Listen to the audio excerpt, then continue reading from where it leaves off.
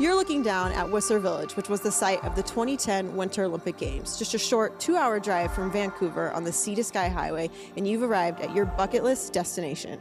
We're here for the second stop on the FIL EBERSPÄCHER Luge World Cup in this world-famous ski resort that contains multiple mountains for skiing in Whistler Mountain and Blackcomb. There's a peak-to-peak gondola linking 16 alpine bowls, 3 glaciers, more than 200 runs, and over 8,000 acres of skiable terrain on a single trail map. The Whistler Village has all the restaurants and shops you could think of. Hey guys, I'm Kate Hansen, a 2014 Winter Olympian from Sochi, and we are here on the second stop of the EBERSPÄCHER Luge World Cup Tour.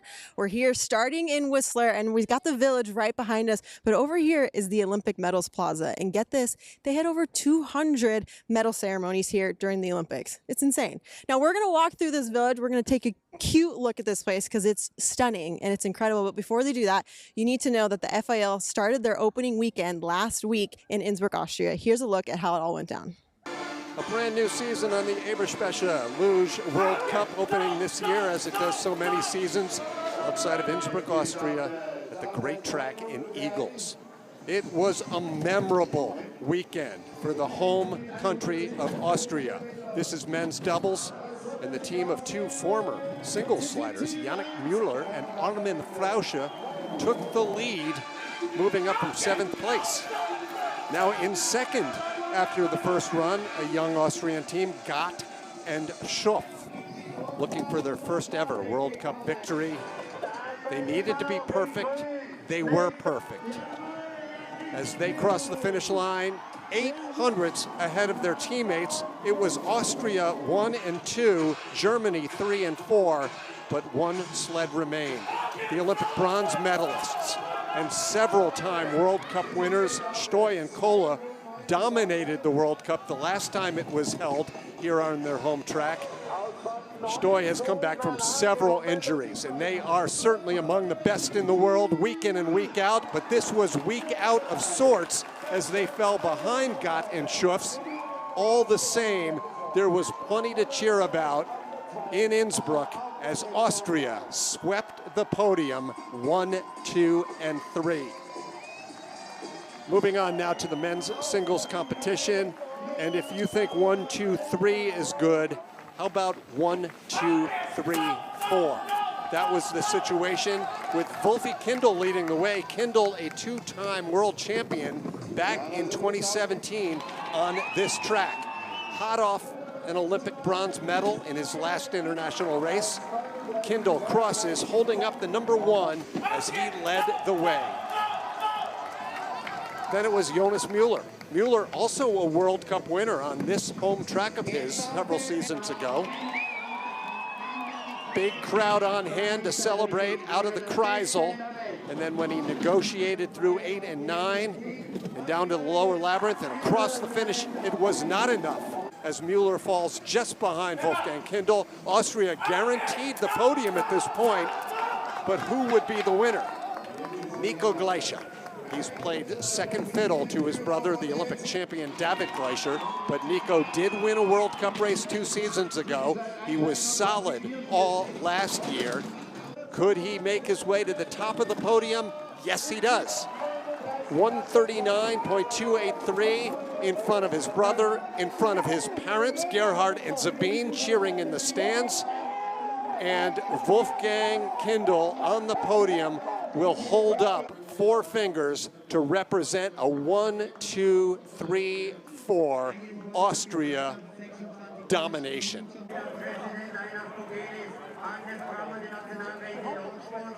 Now, in its second season in the World Cup, it's women's doubles.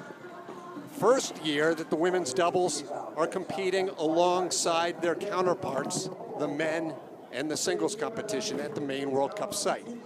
Here are the Italians, Andi Vetter and Marianne Oberhofer, both standout singles athletes trying out doubles this year and doing quite well. Now here's an experienced doubles team, the defending world champions, Degenhardt and Rosenthal. Jessica Degenhardt, a former junior world champion, Rosenthal, a former podium winner in singles, and they have been the team to beat heading into this season and certainly all of last year. But they would be beaten this year because the home cooking continued for Austria. Selina Egla and Lara Kipp. They led after the first run. They ended up putting down the fastest time in both heats. Selina Egla, another singles/doubles competitor, wins her first ever World Cup race alongside Lara Kipp. A look at those results, while the Britcher Sweeney team and Stramatraru of Romania also represent singles athletes that are doing double duty this year. Speaking of Sweeney, Emily Sweeney of the United States in the first women's singles race, AN, meaning after Natalie. Natalie Geisenberger, the greatest of all time, is at least taking this year off. She was on hand to watch the action, and in the sunshine, the American is in the lead with 2 remaining. They are 2 formidable athletes who have won most of the races not captured by Geisenberger over the last couple of years. Julia Tobitz, a world champion, a World Cup overall champion, always fast in the lower part of the track, but not quite fast enough as she's picked off by the American in the final few meters of this track. Now, we've all seen Madeleine Egla come on over the last several years. The tall Austrian with the fast starts has been putting on muscle. She's been adding speed. Add to that a home track where she was clearly unbeatable all weekend long. Madeleine Egla, who just missed out in the World Cup overall last season, starts this new year on a high note as she wins Austria, USA, Germany, leading the way and making up most of the top 10. Also taking place in the opening World Cup race were the sprint competitions, and the winning streak continued as, for the first time ever, Mueller and Frauscher captured the doubles. Selina and Lara make it a double header in women's doubles as they win for the second time this weekend. In the men's singles, it wasn't a sweep, but it was Nico Gleische winning again ahead of the world champion Kindle. And finally, in the sprint women's singles, that title goes to Madeleine Egla, again taking it over Sweeney and Tobitz. If you've been doing the math, 8 races, 8 gold medals for the home country of Austria.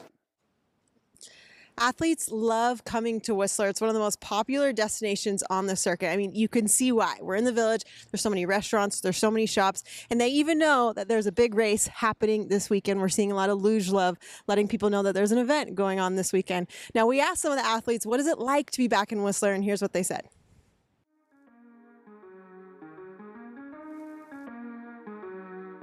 It's beautiful. It's really one of the nicest places we go with Luge, so pretty cool. I think a lot of them were a little bit nervous about this. You know, Whistler has, just because of the high speed, it's got a little bit of a reputation, but, you know, everyone's going to get a grip on it for sure. It's a nice feeling, yeah. The pretty place, pretty track, fastest on the world, so it's really nice. Yeah, it's a really nice place here, Whistler, nice track. Here, really feeling good. The athletes, it's all just new athletes here. It's a small training for this athlete. It's very good. It's a good feeling. I mean, we couldn't come here for since 2019, and now we're back. It's amazing here. I mean, weather is beautiful. It's snowing. It's so good here. Yeah, it was nice. It's snowing. It's like really winter. Yeah, it's an awesome feeling.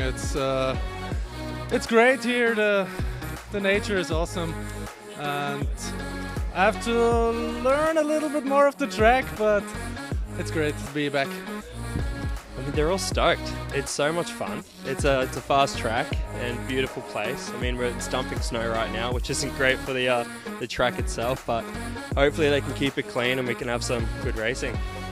Yeah, sure. It's a pretty interesting track, pretty funny track, and with the high speed, it's a lot of fun. Yeah, it's good to be back in America, so Yeah, the last 2 years were a little bit crazy. So right now back here in Whistler and then next week in Park City, it's really great. I like the track. I like here all the mountains. So it's a perfect place for sliding. Now we're still strolling through Whistler. It's so beautiful and incredible here, but you need to know the news of the season is that the FIL has rolled out a brand new discipline, women's doubles luge. The women finally have a seat at the table, and these women have been training for years, just waiting on the edge of their seat to see if it was going to make it into the 2026 Milan Cortina Games. And luckily for them, it is. We asked a lot of the athletes and coaches how they felt about it, and they're stoked. Well, I tell you, it's really, after watching the first race in Innsbruck, it's nice to see everyone stepping up to the plate, and it's a legitimate discipline, and it's good to see. It's really good to see. Yeah, I'm really excited. It was something new, and we try it, and then we will see how it's going. I think it's very nice for the girls also to make this discipline, and it's a nice, very good event, and yeah, it's good for our sport. I think so. I think we're seeing like gender equality being pushed across so many different sports, and I'm glad that Luge has also joined that kind of coalition. It's amazing. It's more like a team sport, and that's very cool for us girls because it's an opportunity to have. Yes, this is a new discipline in this season, new Olympic discipline. It's very nice, very well. I hope so. Good continue with Milano Cortina in 2026. Yeah, definitely. I think it's a great opportunity also for the ladies to try out doubles, and as we've seen so far, they're doing quite well. Always I like it's some new sport coming in the oversport. It's challenging, and I think it's be fun. Oh, it's fantastic, man. It's awesome to have some more women on the circuit, for one, and just another discipline in general, just, you know, expands the sport, hopefully.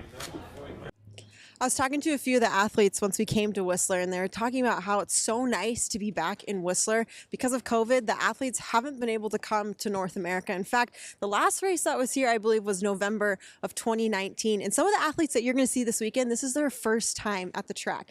Now, to give a little bit more info of what happened back in 2019, here's some highlights from the last World Cup that was here. Action from the always exciting Whistler track. This was the last World Cup held here in December of 2019. Doubles competition, the young Russians, Kashkin and Korshunov, were in the top 5 after the first run and did even better in run number 2 as they slid themselves into first place. Would it hold on for a Russian victory? Well, as always, the Germans had something to say about it. And here are Toni Egert and Sascha Bennigan. The defending World Cup champs were just 0.07 of a second behind their German countrymates after run number 1, and they sent a huge message with a track record here in run number 2 as they took over the lead, stood down at the bottom, and watched as their teammates and greatest rivals, the Tobys, headed down the track. Vendel and Alt, now 3-time Olympic champions, but this would not be their day. Egert and Bennigan had such a great track record run, and the Tobys did well, but not well enough. They crossed the finish line in second place, 0.06 of a second behind, as Toni Egert and Sascha Bennigan capture the World Cup in Whistler on their way to winning another World Cup overall title. Moving now to the women's singles competition, and here's Victoria Demchenko. Always exciting to watch as this Russian has been on the podium many times, even has a World Cup victory, but has also been known to crash on more than one occasion. But this was a good day for Demchenko as she moved all the way up from 8th place and into the lead with several sleds remaining in run number 2. Moving forward now to the German, Anna Bierreiter. The Bavarian in just her second year on the World Cup. She looked smooth as ever as Coach Norbert Locke brought a couple of young athletes to Whistler in 2019. Bierreiter and Cheyenne Rosenthal, both in just their second year, their first full season, and Bierreiter ensures herself a podium position with one sled remaining. And that sled ridden by Tatiana Ivanova. Ivanova, 2014 Olympic silver medalist in team relay and winner of 16 World Cup races throughout her long career. The Russian would go on to win bronze at the 2022 Winter Olympic Games, but on this day in Whistler, she did better with a gold medal and a World Cup victory. It was Russia and Germany dominating the leaderboard for the women. Moving on finally to the men's competition in this final 2019 World Cup before the Christmas break. Dominic Fischnaller, always steady, always smooth, had a disappointing run number 1 back in 7th place. But the Sioux Tyrolean was near perfect in run number 2 as he crashes down across the finish without crashing, 0.2 of a second ahead of Reini Eger of Austria. 2 now left to come. And here is Felix Luge, the 2-time Olympic gold medalist, just a few months removed from his heartbreaking finish at the 2018 Olympic Games. He had another bit of a heartbreak down there at the finish, but he had enough speed going as Locke takes the lead. Would Germany capture gold here in Whistler? Well, this Russian had something to say about it. The 2-time world champion, Roman Repilov, a former junior world champion, a World Cup overall winners in his still young career. Repilov wins his first race of the 2019-2020 season, 139.713. It was a leaderboard filled with many different nations, Russia winning 2 out of the 3 races. So as you can see in the heart of Whistler Village, so many restaurants, so many shops, a lot of après-ski. If you know what I'm talking about, we're at here at the base of this mountain. This mountain is incredible to ski, some of the best vertical in North America. So if you haven't been here, you got to make the trek out here. Now, one of my favorite parts of this village is this gondola right here. Head straight to Whistler Sliding Center.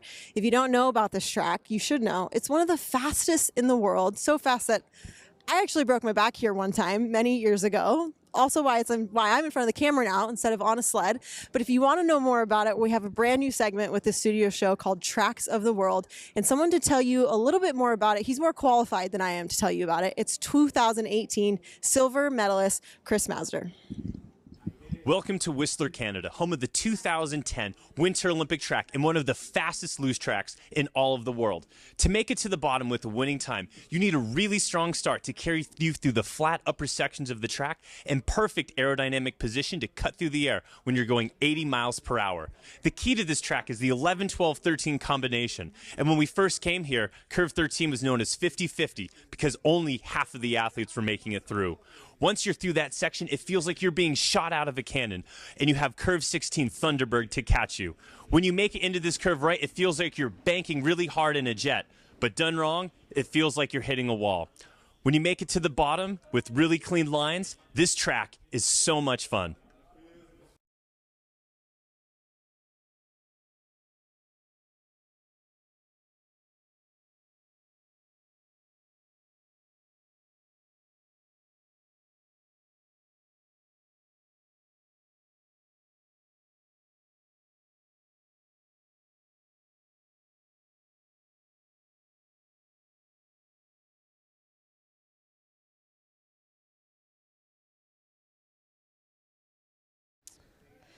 We are here at the finish dock in Whistler. We love sliding here, and I'm joined by a fellow athlete. I mean, we used to compete together, but now we're has-beens, I guess, as you could say. Alex Goff, a former member of the Canadian team. I need to add a 2-time Olympic medalist, so thank you for joining me here.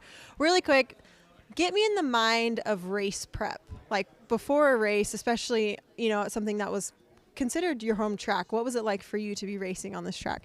I mean, racing in Whistler was always fantastic. It's such a beautiful venue. It's such a great place to be.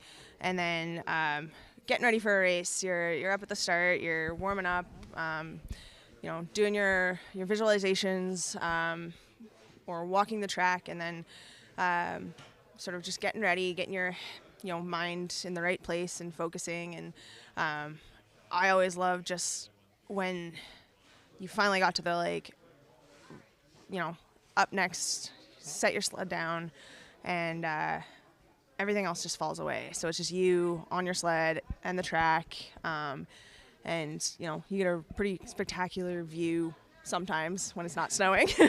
Do you feel stressed? Do you feel stressed for the athletes right now, like being back here? It's always more stressful watching. Oh yeah.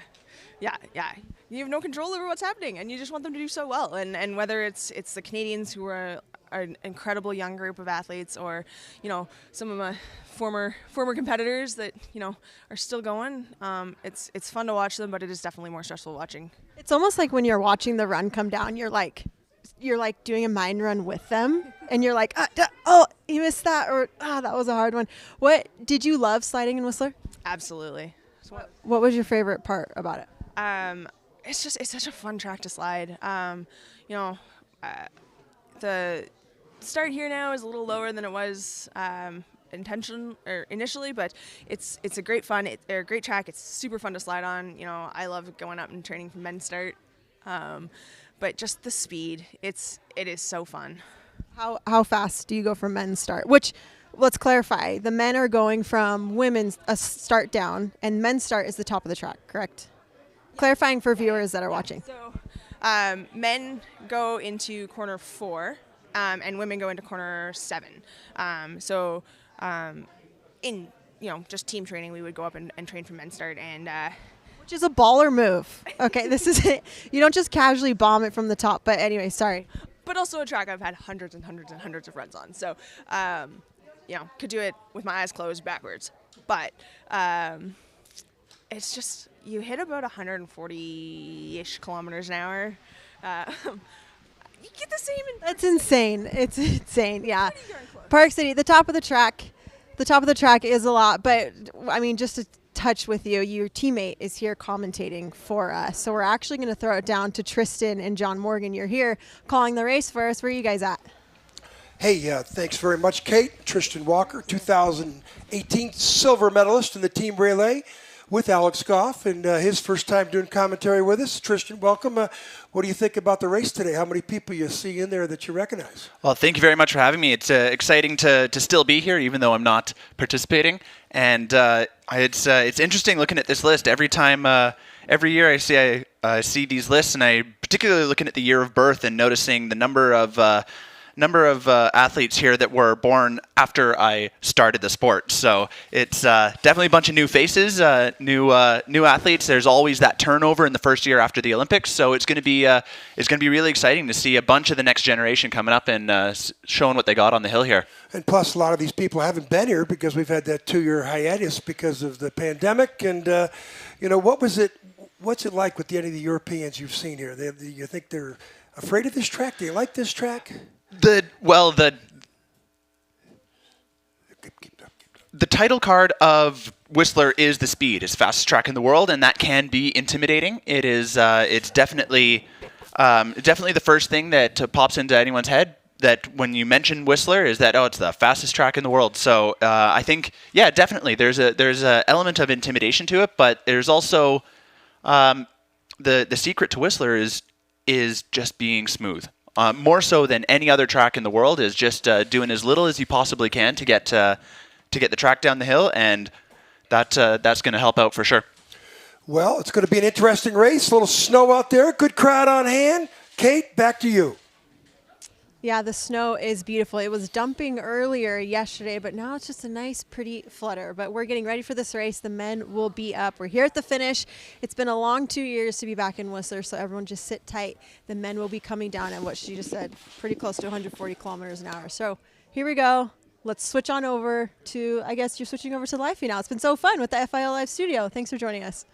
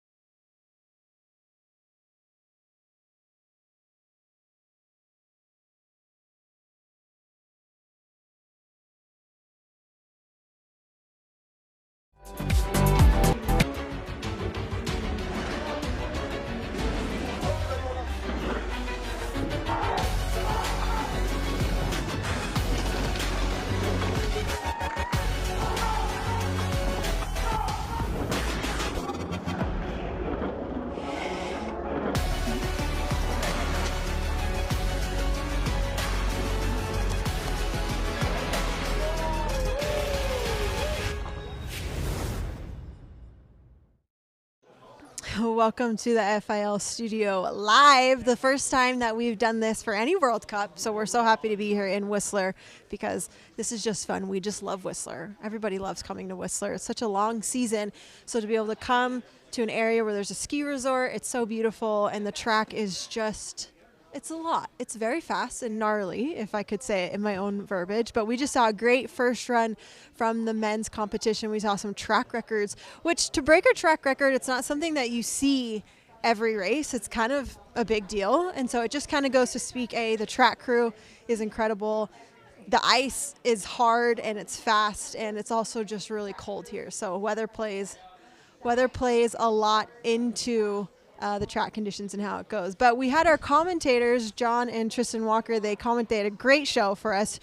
John, what are your thoughts after that first run? What did you see? Well, Wolfgang Kindl, who I always refer to as a jockey, the way he's built, small but very powerful.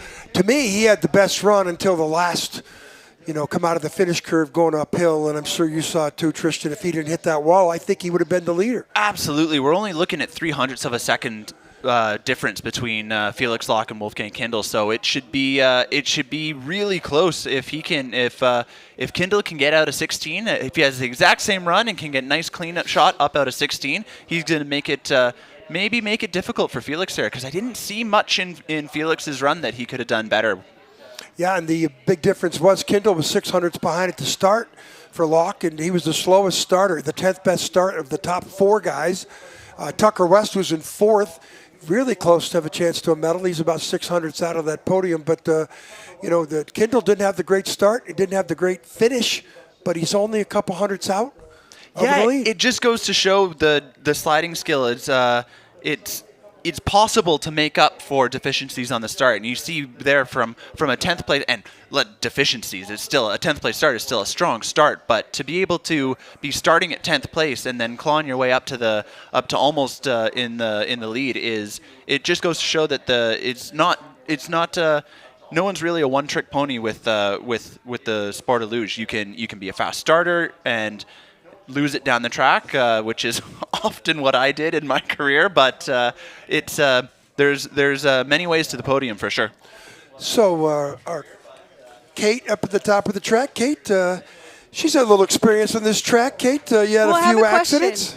Well, I have a question for your expert commentator next to you. So for Tristan, you've slid here many times. So when we talk about tenths, hundredths, thousandths, I mean, to make up a few hundredths on this track, is that hard to do? Is that easy to, fill in the viewers on the reality of a 100th of a second? Well, 100th of a second is, I'm intimately aware of the hundredths of a second. In 2014, I was 4th place, just 5 hundredths of a second off the podium, and I've thought of very many ways since then of what could have made up that 5 hundredths of a second. So it, especially when you see something like Wolfgang's exit of 16 there, that was a pretty big mistake, pretty big sideways across uphill across the finish line, and I would bet that that's at least worth that 3 hundredths of a second to the podium or to the top of the podium there. You know, in bobsled we say 100th behind at the top of the track is 300ths at the bottom. Is that the same for luge? It's not quite as because of the drivability of the sleds and the precision, the little bit higher degree of precision that the luge has than bobsled. I would say that it just goes to show here again, Kindl starting from 10th place and moving up to what very well could have been a first place run without that little skid across the finish line there. Kate Hansen, you saw all those athletes getting off their sleds. Tell us what you thought about, whether people confused, the confidence. What'd you see up there, Kate? I mean, I think luge is luge. When I was here for the training this week, athletes would get off the track and they'd be like, well, that's sliding. And sometimes it's just a wild ride, and sometimes you feel incredible. So I think that's the beauty of sliding sports, is it's just different every day. The weather's different, and you'll never have a perfect run, as much of a bummer as that sounds, but that's the beauty in it, is that you're always just trying to be faster. So I think it's always mixed reviews. You always get someone who's really stoked, and then you always get someone who's just a little bummed, and then you get people that are a little scraped up and they hurt. So I think it's a full bag of tricks up here. But I have to introduce, we have some, are we both joining or just, I think both. Yes. Okay, just one. We'll have you for the women's race. Okay, perfect. Okay, Mama Mazder. Yes, I have a very special guest. This is Chris Mazder's mother. I mean, a legend fan, and then your son is a legend in the sport. So where did you travel from to be here? We traveled from Saranac Lake, New York, to be here. That's true. That's true fanship. So I know Chris has been, if he's going to keep sliding, he's here now. He's only had a few runs, but I got to say, he's just out of top 10.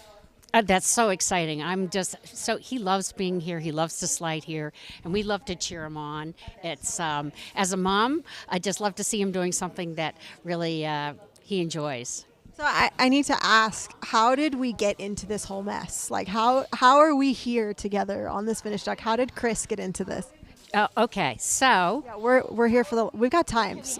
People are watching. They want to know. You know how for the Olympics they have P&G, and they say for the moms out there. This is your moment. Okay. This is for the moms, and this is for everyone watching. So yes, tell us about Chris. All right. So he was a pretty energetic young man as a kid, and we lived in a neighborhood where there were like 7 boys from ages 10 down to 7. So we were all looking moms. We're all looking for something for them to do in the winter. So Lake Placid had 2 tracks at that time. They had the luge track and they had the bobsled track, and they were trying to find ways to use it off season. So Lake Placid partnered with McDonald's to do a winter of bobsled and luge for kids. So every Friday we signed up, and we lived an hour away. So every Friday we would pack 7 boys from like 3rd grade, 4th grade, and 5th grade into the car. Friday night we would drive to the sliding center there, and they would get a Happy Meal with French fries. Needed. And they could do, then they had an hour of doing bobsled or luge. And everybody all the boys wanted to do bobsled. But Chris found that the line on the bobsled was too long, and there was this thing called luge. There was no line. So he went and he slid down that, and he could get like 8 runs, while the boys in the bobsled only got like 2. And he loved it. He said it was like the ultimate roller coaster. So that hooked him. He loved it. What did you put in his Wheaties in the morning to get him to want to do something like this? Chris didn't need anything in his Wheaties. Well, his son Nico, I see his son Nico on social media, and he's following right after Chris. I mean, he is a daredevil. Do you think there's something in the genealogy? 100%. It comes over. Well, his dad's pretty competitive. My husband Ed is pretty competitive, but I was the one that was always doing dangerous things. So if you were, This is a curveball. Okay, so now you have to explain yourself. Oh, so I was the one that was off climbing rocks as a kid, and I was always on the go and loved to do dangerous things. And yeah, I drove my family nuts as growing up. It sounds like you should have considered a career in luge. Well, I would have, but remember, I was of the age when women weren't even allowed to be on varsity sports in high school. And what a momentous time that you're here. Now, women's doubles is going to be here tomorrow. That's so great. That's so true. Go women. It's taken us a while, but we are just as capable and athletic as men. And I'm so excited for women's doubles coming into luge. I love that. I mean, I know that this conversation started fun and funny, but it just made me feel a thing for all mothers. Like for every man we just saw in the sled, there's a mother behind there. For every man, there's a mother, and there's a lot of sisters that have been on the sidelines. Chris has 2 girls, two twin sisters, and they were always on the sidelines. And I just think it opens up an opportunity, and it says, ladies, if you like danger and you like going fast and you like that focus, luge is your sport. That was such a great plug. Are you paid for that advertisement? Because that was really good. Cats followed off now. Yeah, I love it. Okay, so let's walk through these pins. So we have... All right, what's that one? This is beautiful Chris, probably like 17 years old. Oh, yes, that was 17. Yeah, he shaved like 3 times. Can we get it? Here, let's move forward. We got to... Okay. Yes, that was 17. Oh, there we go. Yeah. Okay. So, and this one is from Pyeongchang. Oops, this way. That is when he got his silver medal, and that is the bear. They had Korean. Those are the little tigers. That's the tiger. And then this is what is? Oh, this is U.S. Ventures. Oh, sorry. U.S. Ventures, and they're a great supporter, and that's the pin I have there. I had more, and I usually have them on my jacket. But I washed my jacket and I forgot to put the pins back on. You washed? Okay. We can come back in. Thank you for that close-up. No. This is actually what people want to hear about. Because I know, like, for me, when I was competing, people had so many questions for my mother about how in the world this was all even happening. And so I can't imagine for you, you just mentioned Chris's silver medal. Yep. Can you just walk us through, like, as a mom, you drove an hour for that kid's meal to the bobsled and luge event, and then how many miles on your car to get him to the track and then to get him to the Olympic trainings? Like, it's his story, but it's yours too. Well, it's my story. It's our family's story. My heart was, I just felt so amazed and wonderful and felt really proud of him for getting that silver medal. And it was an amazing experience, not only for himself, but then we had folks back in Saranac Lake that were cheering him on for the U.S. So that was an extremely proud moment. But I also have to say that his sisters, they had to sacrifice a lot too, because we were always going, when they were younger, we were always going to the track, and it's cold, like 24 below there in Lake Placid on some of those things. So it's a whole family thing, and my husband has been Chris's actual biggest fan. So not only was I proud, but my husband Ed was too. So it's quite something. Yeah, I mean, if we talked about it enough, I'd probably get emotional because you just feel it. I don't know. Even when I still talk about the Olympics, like with my sister or like my brother or my parents, like it's an emotional thing. It takes a village. 100%. It takes a village. The Luge moms, when Twitter first came on, we weren't sure what that was all about. So we had, our Twitter handle was Luge moms, and that was back with Erin Hamlin. This is a long time ago. Erin Hamlin, Sue Sweeney, because Megan Sweeney was racing, and then Chris, and we were our support team.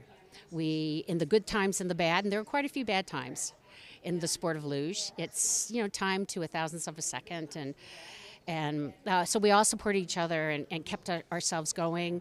And without the support of the friends who are here today, that it wouldn't have been quite the journey. The kids they have their own group, and the parents have to have their own group. It takes a support on both sides. Well, and when you talk about some of those bad times, I don't think people understand like how long the season is, or like how far these kids are going. Because how old was Chris when he first headed off to Europe? All right, he was in 8th grade. And I sent him off as a mom in 8th grade to travel to Europe as a youth. And when I picked him up at JFK after being away for 3 weeks, I didn't or maybe it was 6 weeks, I didn't recognize him because he had gotten so thin. Gotten thin, which is opposite of what they try and do in the sport. Was it just the food, or why? Yeah, it was his first time away, and he was with all those older kids, and I think it was he enjoyed it, but it was a lot for him. Yeah, so he was 12 when he first started traveling, and now he's 34. Wow. Yeah, I know. I feel that. I appreciate your honesty in all of this, because I think like as viewers, and if you haven't lived it, or if you weren't sliding, you don't know just what it takes to be on the circuit every year. And now Chris is married, has a little boy, and he's got a little boy, and he's spent a lot of time away from his family, and unlike Europeans, nothing against them, they travel within a locale where if they need to, they could go back for a weekend. I think that's what they do, or I'm not exactly sure, but I sure know that they're not in like Salt Lake City, and their husband is over in Germany. So it's a big difference. It's a lot. Well, thank you so much for spending time with us. Also, thank you for just coming to all the World Cups in North America. We love luge so much. We love cheering on all the athletes. It's an amazing sport, and all the parents out there, you do a wonderful job with your kids. There's heartbreak that does come along, but there's also wonderful excitement and times to be very proud. Okay, before you go away, so for any mothers or parents that come to any of our races, just come find Mama Mazda. Yes. She'll get you in on the Luge Moms Twitter, and we'll get you involved, because really, it's a luge family, and it's a very insular world. Yes, it is. Yes, it is. I mean, I haven't been here for 8 years, but I feel like it was yesterday. Yeah, I'm sure it does. Yes. So, anyways, for anyone that comes to the track, come always see the mom Find crew. me. Yeah, We'll take care of you. Yeah. Marty is here for you. Thank you so much. That was the best. That was so good. Thank you. You're welcome. And Chris, we'll give him the juju to get into the top 10. We got one more run. Wow, that just like warmed my heart. I think I just got word that John and Tristan are not in the booth, so I don't know. They left me hanging for a little bit. But last week was a big weekend in Innsbruck. It was the season opener, and it's always a big deal when the luge season starts. These athletes, they train all summer. I mean, I know when you guys watch, it's just like one run and second run and it's so fast, but they actually spend the whole summer building their sled. They're weightlifting.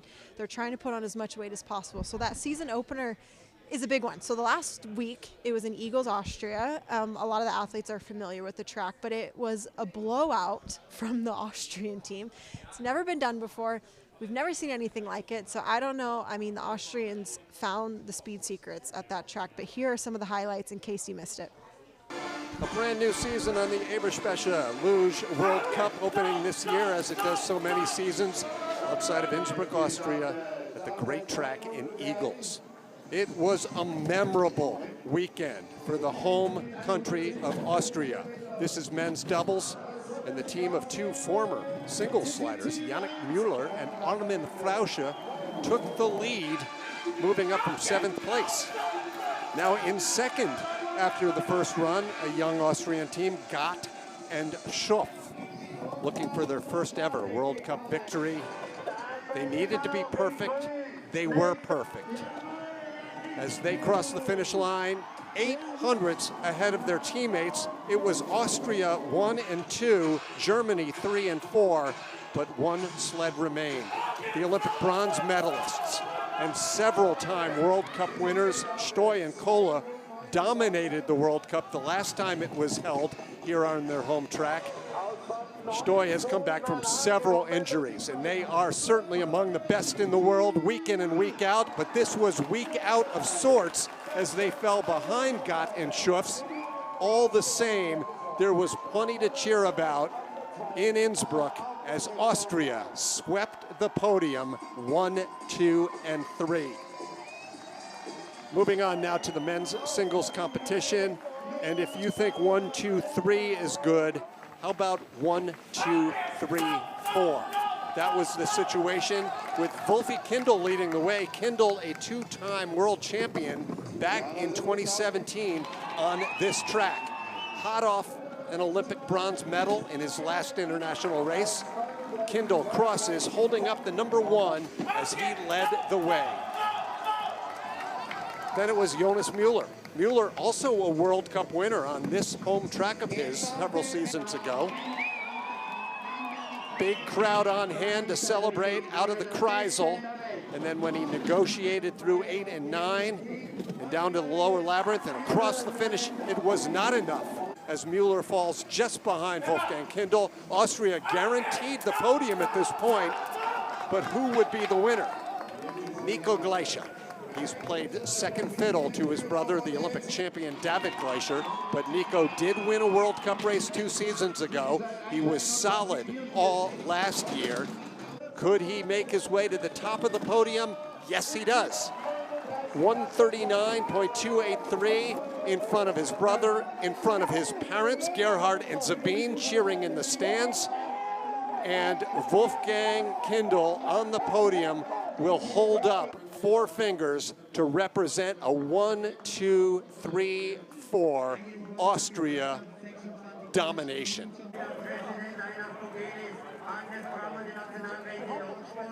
Now, in its second season in the World Cup, it's women's doubles. First year that the women's doubles are competing alongside their counterparts, the men and the singles competition at the main World Cup site. Here are the Italians, Andi Vetter and Marianne Oberhofer, both standout singles athletes trying out doubles this year and doing quite well. Now here's an experienced doubles team, the defending world champions, Degenhardt and Rosenthal. Jessica Degenhardt, a former junior world champion, Rosenthal, a former podium winner in singles, and they have been the team to beat heading into this season and certainly all of last year. But they would be beaten this year because the home cooking continued for Austria. Selina Egler and Lara Kipp. They led after the first run. They ended up putting down the fastest time in both heats. Selina Egler, another singles/doubles competitor, wins her first ever World Cup race alongside Lara Kipp. A look at those results, while the Britcher Sweeney team and Stramatraru of Romania also represent singles athletes that are doing double duty this year. Speaking of Sweeney, Emily Sweeney of the United States, in the first women's singles race, AN, meaning after Natalie. Natalie Geisenberger, the greatest of all time, is at least taking this year off. She was on hand to watch the action, and in the sunshine, the American is in the lead with 2 remaining. They are 2 formidable athletes who have won most of the races not captured by Geisenberger over the last couple of years. Yulia Tobits, a world champion, a World Cup overall champion, always fast in the lower part of the track, but not quite fast enough as she's picked off by the American in the final few meters of this track. Now, we've all seen Madeleine Egler come on over the last several years. The tall Austrian with the fast starts has been putting on muscle. She's been adding speed. Add to that a home track where she was clearly unbeatable all weekend long. Madeleine Egler, who just missed out in the World Cup overall last season, starts this new year on a high note as she wins Austria, USA, Germany, leading the way and making up most of the top 10. Also taking place in the opening World Cup race were the sprint competitions, and the winning streak continued as, for the first time ever, Mueller and Frauscher captured the doubles. Selena and Lara make it a double header in women's doubles as they win for the second time this weekend. In the men's singles, it wasn't a sweep, but it was Nico Gleische winning again ahead of the world champion Kindle. And finally, in the sprint women's singles, that title goes to Madeleine Egler, again taking it over Sweeney and Tobits. If you've been doing the math, 8 races, 8 gold medals for the home country of Austria. That was Tim Singer with our highlight reel. And as you saw, that's never been done before, yet alone on an opening weekend. And I feel like what attributes to that, or what contributes to that, is, again, the summer training, what happens off of the sled. Because unfortunately, when people watch sliding, you're only seeing a minute, 2 minutes of our run, but it's an entire lifestyle. It's an entire career off of the ice. So congratulations to the Austrians. I was blown away. I was not surprised because they are just so quick, especially home track advantage is a big one. So as we go to the tracks throughout the World Cup season, you know, each country will do better on certain tracks. So it's always fun to see. But again, and to hear the Austrian national anthem that many times was just incredible and really special. So anyways, great highlight package. That was great. We're going to have a lot of highlights going on throughout the season. But I do have a very special guest that I want to introduce. This is a big deal, and I'm going to explain why. Bring it in. Tell us your name. Caroline Cannell. Caroline Cannell. Okay, this is why she's important, and this is why this show is important, because we're giving you behind-the-scenes stuff, right? So Caroline is the physio. I keep saying physio. What do we say in America again? Athletic trainer. Okay, athletic trainer. The Europeans say physio. Athletic trainer for Americans. So anyways, Caroline travels with the American team. We were talking about it takes a village for each of these athletes. We had Chris's mom here, but you are a part of the village. So you just joined the team. How long have you been with the team so far? Since beginning of September. So it's been a whirlwind, but honestly, it's been great so far. Okay, yeah. If you were to describe in just a few words being on tour, what is that? Wait, say it again. Sorry. A few words of being on tour with the team. Like, give me 3 words. You can think about it. Yeah. What would you say? Crazy. Loving. Family. Honestly. That was good. I really like those. So when you heard about this job, like, what did you think about it? Because it's a random sport, right? It's not like basketball. Your background was in college athletics. What sports did you do before this? Yeah, previous to this, I was working with women's volleyball, wrestling, and softball. So a good mixture. Also rugby. Can't forget about that one. So that translates to luge incredibly well. It really does, in more ways than one, just because obviously you get a massive mixture of different injuries, different backgrounds. So, I mean, you just put it all together at the end of the day. So has there been a learning curve for you to train luge athletes? Absolutely. I mean, I would be lying if I said that there wasn't ever. So what are some of the main things that you've had? Because I feel like when people watch the sport, this is what I'm so passionate about, is I want people to understand how difficult this is, and it TV just doesn't do it, right? So like as an average normal person, you're very educated, you're not normal in my heart, but when you come in and you see this whole world, like these types of athletes that are raised in the sport, what are you thinking? Honestly, I just thought it was such a cool, unique experience. Because like you said, not a lot of athletes grow up doing the same thing from such a young age till they're adults. So just like to come into that and see how they've learned and grown and just how knowledgeable they are about their sport from such a young age, like it's so powerful. Just because every other sport you grow up doing it, but you don't grow up with the same people and learning like the same things. So it's just awesome how they learn and grow and adapt. I think for me, like as I've left the sport and now I'm kind of back in it, I've just realized what a family, like what you mentioned, like everybody grows up and they train together. And do you feel like, were you intimidated when you first came and started working with everyone?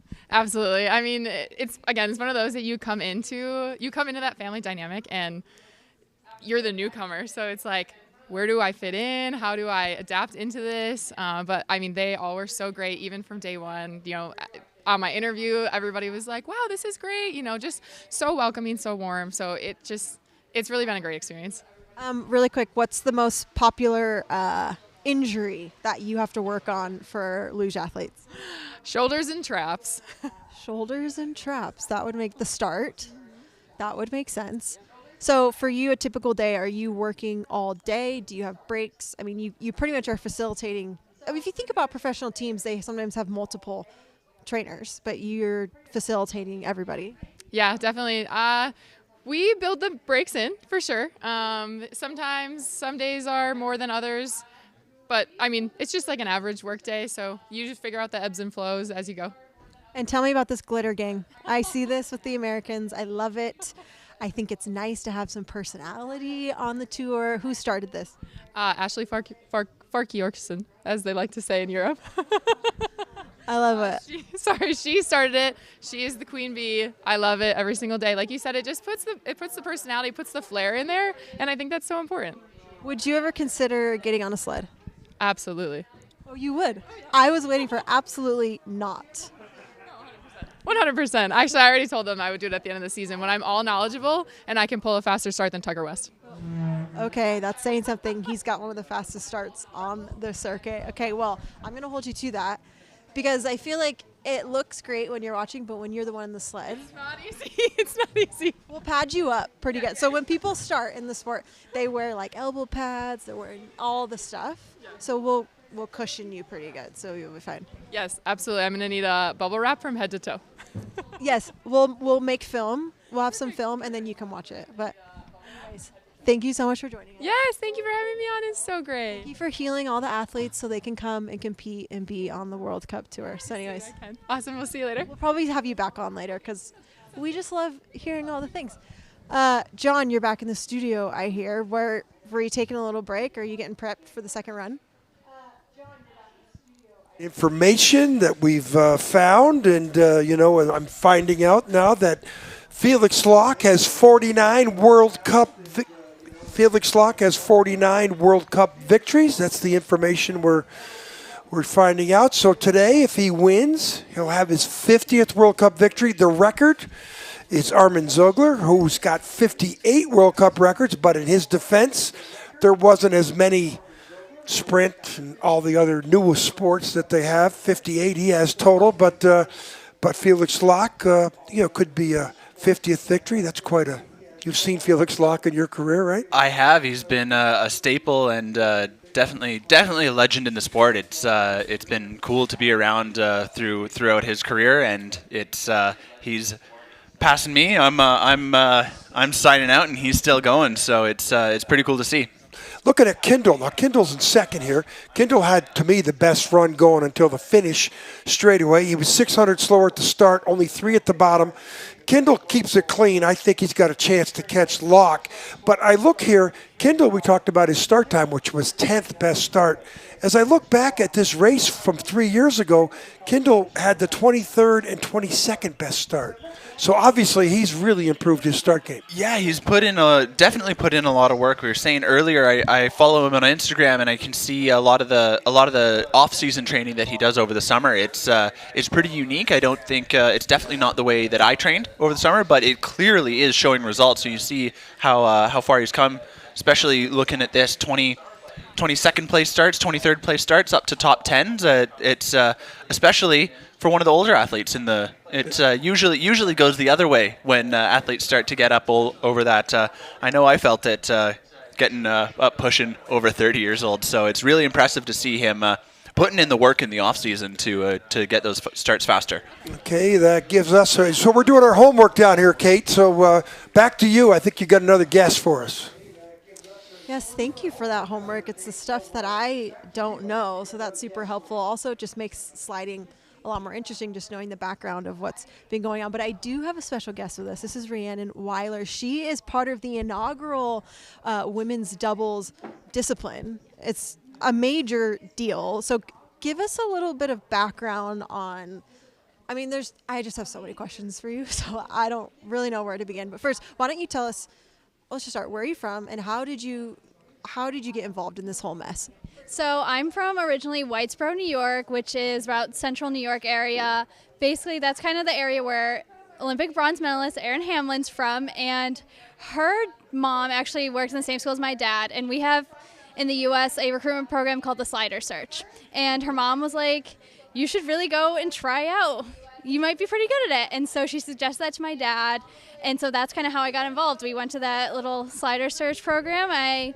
And then I kind of made the team from there and progressed through the levels. So. Wait, hold. Were you doing other sports? How did this woman see Olympic glory in you?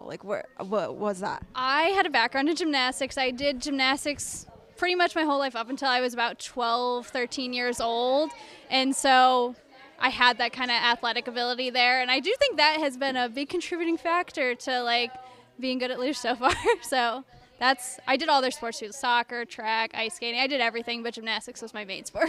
Okay, just a casual athlete over here. Okay, so what are the odds that you could do a back tuck off of this ledge right here? You don't have to, but I could do it. I could do it, yeah. Okay, that's been my dream.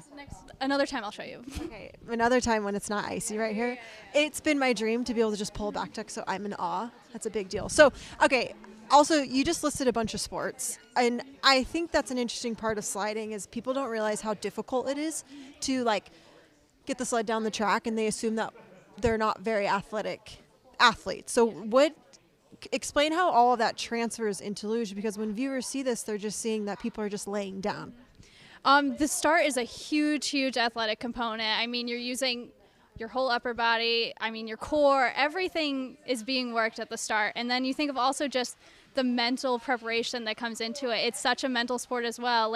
Yes, you drive and it doesn't look like you're doing a lot, but mentally behind the scenes, it takes so much. And so I think having an athletic background where you're doing different things and competing is a huge, huge help for especially younger athletes, just getting that exposure early on.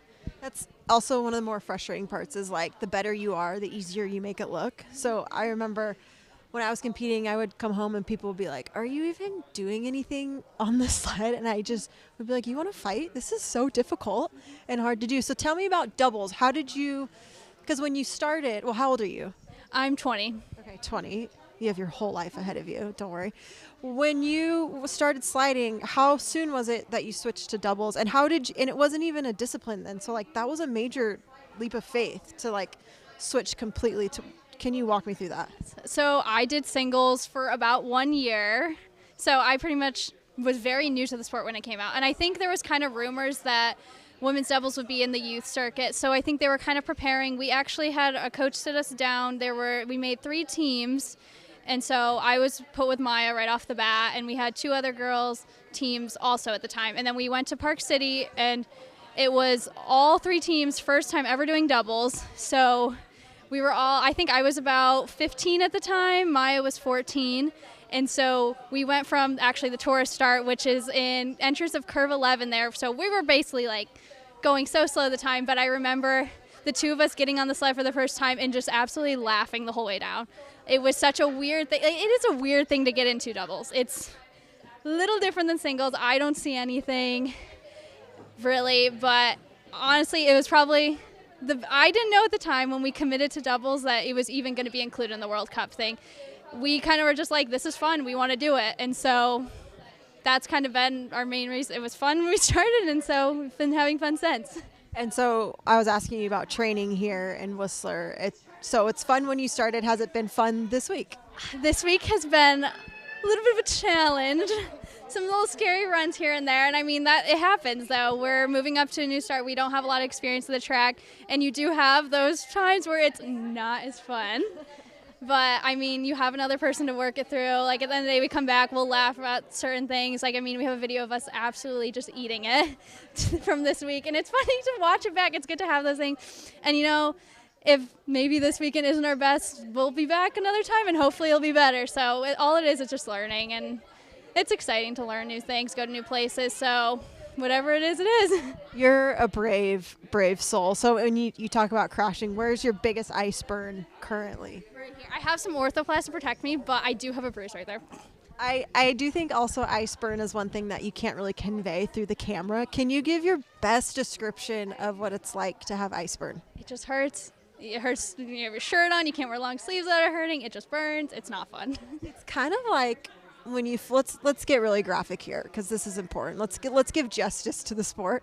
When someone tips over or they crash, imagine like sandpaper, like low grit sandpaper just going and then imagine someone giving you like 10 dead arms, and then the whole world gets to see it. Anyways, black and blue arm. I mean, I have pictures, especially when I was younger, just covered in bruises. So, and then you have to go back, and like people are like, "Why do you have bruises on your arms?"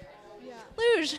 Because we love luge. So when you're watching these next runs or even that first run and you see some carnage, people hitting walls, now you know, you can't unknow what we just explained. So your body will feel it. It'll feel it, especially the next day. Always day. Well, next week we are headed to Park City, which is, would you consider that home track or would you consider Lake Placid a home track? As of now, we have so much more training in Park City, so I think Park City definitely has more of a home track field than Lake Placid right now. And what are you feeling going into it? Are you excited? Are you nervous? Are you going to have friends and family there? I mean, how do you prepare for this? I'm pretty excited. My parents are going to be out there, so that's exciting. There's a little bit of extra stress because it's your home track and you want to do well and, you know, your family's there, but I'm excited to see them. I haven't seen my parents since probably end of September, so I mean, I talk to them every day, but it'll be nice to actually have them there. They haven't seen a race of mine since Youth Olympics, so that was 2020 before COVID, so it'll be good to have them there. Wow, well, cool. Thank you so much for joining us. Tomorrow you're racing. What time do you race tomorrow? I think it's like 11 something. Well, they're making history, okay, on the senior circuit. They're making history, and you guys will be competing for the next 4 years, getting ready for Milan Cortina. So thank you for joining us. Good luck tomorrow. Thank you. It's going to be, you're going to have good runs. We're going to think mine runs, we're going to think positive runs. I'll send you all the good speed energy. I got you. Okay, great. Thanks, Rhiannon. That was Rhiannon Weiler from Team USA. She's the bottom man for Chan and Weiler, so make sure you check them out. They've actually been on a sled longer on a double sled than they've been on a single sled, so they have a cool story because a lot of these women are just jumping onto a double sled currently. But yeah, a lot of these women, they're excited to be here in Whistler. It's just so beautiful here. I think that's probably one of the perks of sliding is that you get to go to these incredible places. It's an outdoor winter sport, and so you just get to see the beauty of Whistler and these tracks. And I mean we could have picked swimming where we're inside and we're staring at a line at the bottom of the pool. So anyways, we're happy to be here. The second run is coming up. John, are you in the booth? Are you ready to go for the second run? We've got a lot of good ideas of what's going to unfold. Again, the big thing is if Felix Locke can win his 50th World Cup win. I mean, the record is Armin Zogler at 58, so that's an exciting thing. And it's only the top 5 sleds separated by 0.14 of a second, right? I mean, anybody could win this, right? Yeah, for sure. And again, really what we're looking at for the second run is Wolfgang Kindl coming nice and clean out of curve 16. Only 0.03 of a second separating from him and our leader Felix Locke. So it's going to be very close if those two both have clean runs. Kate, did you notice any apprehension up there, any nervousness of these guys getting out of the sleds? Kendall, of course, had the bad finish area, but what'd you sense up there? You were close to the athletes. Yeah, I think that for a lot of the athletes where it's their first time here, they're kind of coming up with like, whoa, that was a wild ride. Because I think Tristan could speak to this too. Like, ice on race day is different than ice in training, especially with the training we had yesterday, or they had yesterday. It was dumping snow. It was all over the place. And then when race day comes, they spritz the track. They put, do the nice hose, do the water. So it's sometimes even faster on race day. And I mean, you can see my breath. It's freezing here. So I think race day is just added nerves. Your spandex is tighter, and then the cameras are here and everything. So I think there's just a lot of jitters and nerves. But Tristan could speak to this. I mean, he's used to it here in Whistler. Well, absolutely, and it's not just race day ice. You got to think of where these athletes are coming from. They're jumping right from the slowest track in the world in Innsbruck, in Eagles in Austria there, to the fastest track in the world. And if I'm not mistaken, I was looking at the conditions last week, and it was a little soupy. It was well above zero. The ice was quite soft. So to jump from the slowest track in the world with slow ice to the fastest track in the world with clearly track record ice, we're seeing it's a huge jump, and that's definitely going to be in the talking to the athletes at the beginning of the week, saying that wow, that we're going a lot quicker here. Well, we got about 2 minutes to go to the first sled, Kate. We'll look forward to talking to you at the end of the race. Amazing. Thank you, guys. Thank you for the insight. Thank you for doing your homework.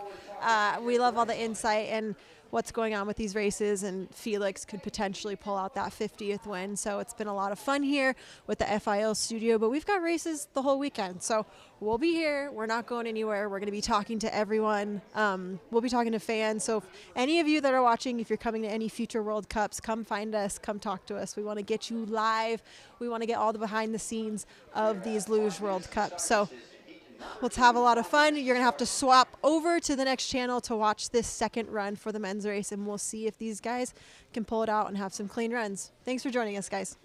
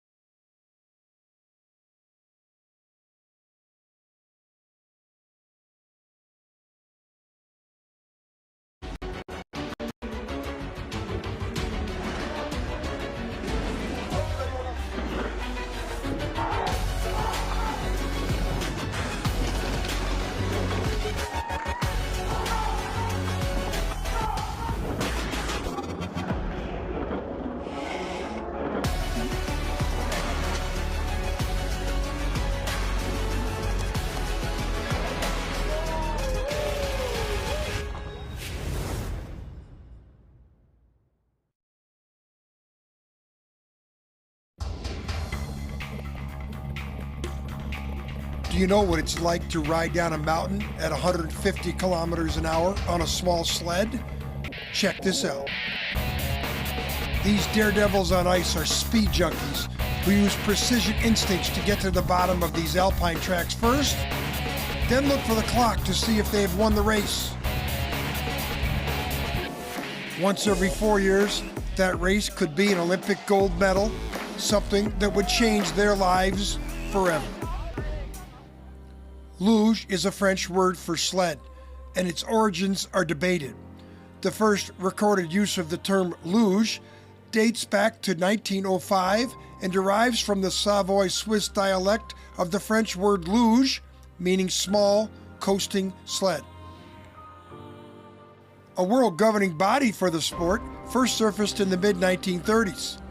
An Austrian, Bert Isevich, established control of the sport in the 1950s, and they staged its first world championships in the sport in 1955 in Oslo, Norway.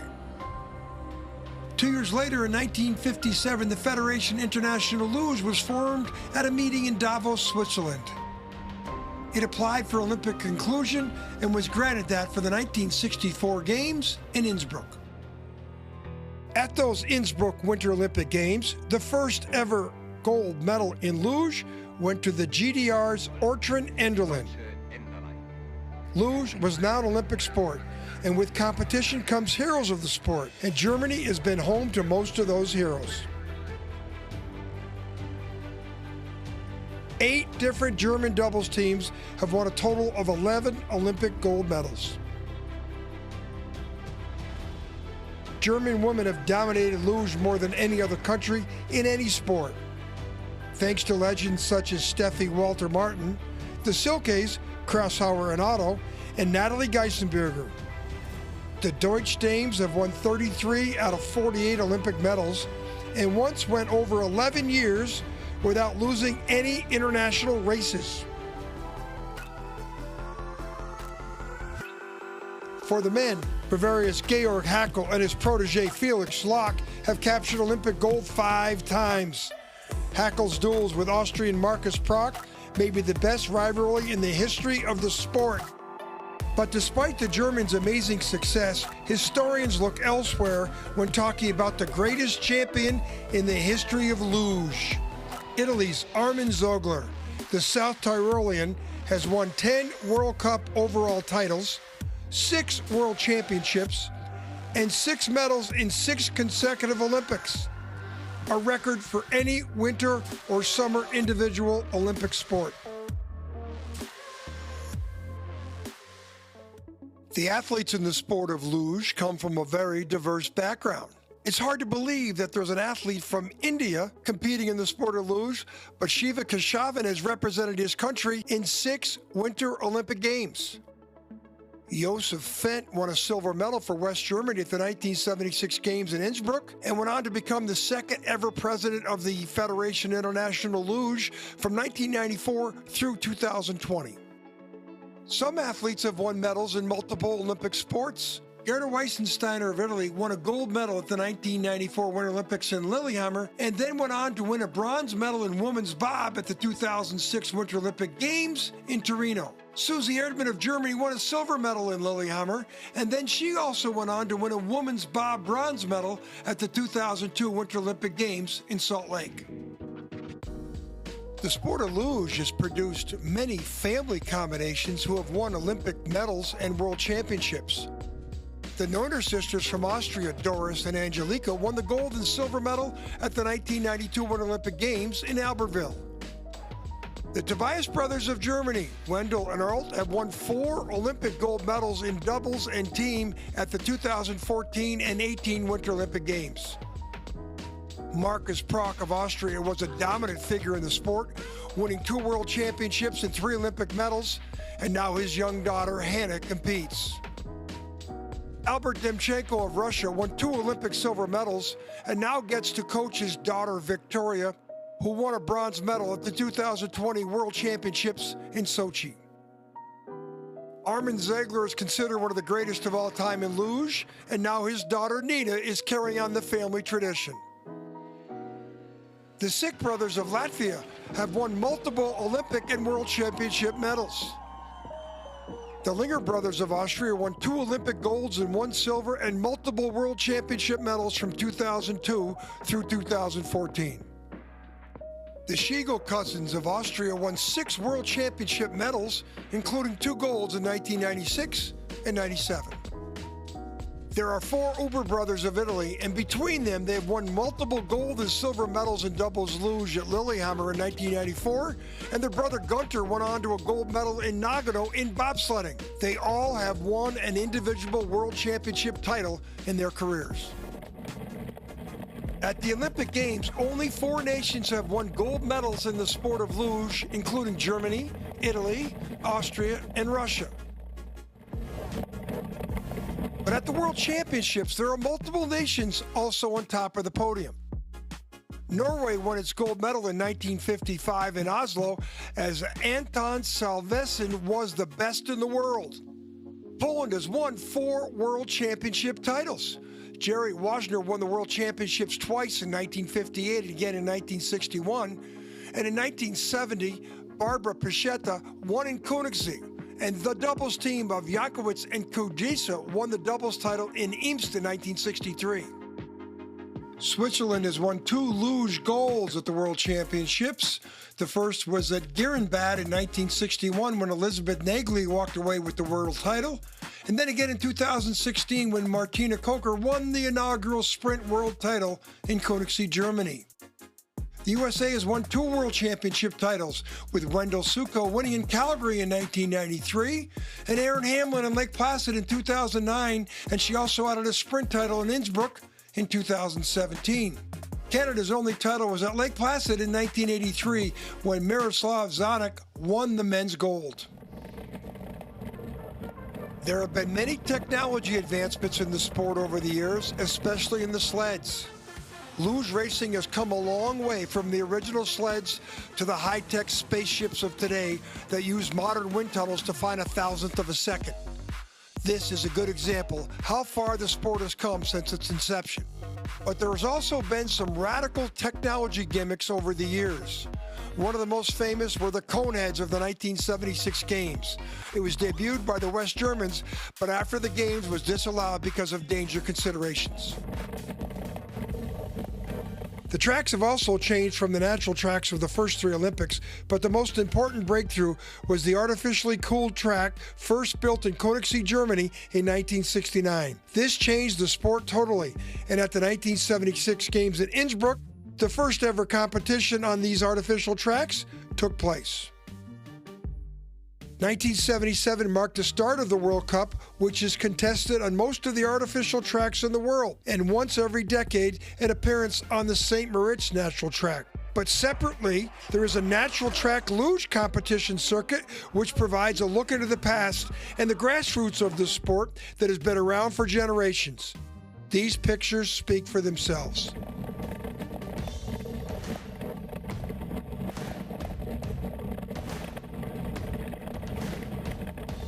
Team luge became a full Olympic medal sport in 2014 in Sochi and involves 3 sliding disciplines of women's, men's, and doubles in a relay format where the next sled does not start until the team at the bottom hits the paddle.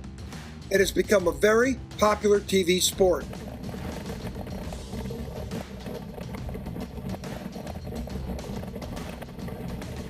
The sprint race was launched in 2008.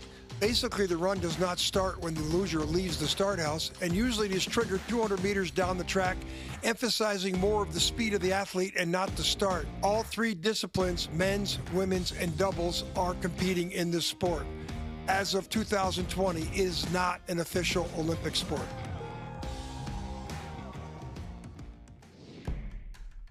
The past, present, and future of this sport is impressive, from the sleds of old to the high-tech rockets of today. Then there are the athletes themselves, who come from all walks of life and lots of family combinations. Some call luge the oldest winter sport. Some call it the fastest sport on ice. But for sure, it is a sport of thrill seekers who all have similar goals. Represent your country at an Olympic Winter Games, and if possible, win an Olympic gold medal.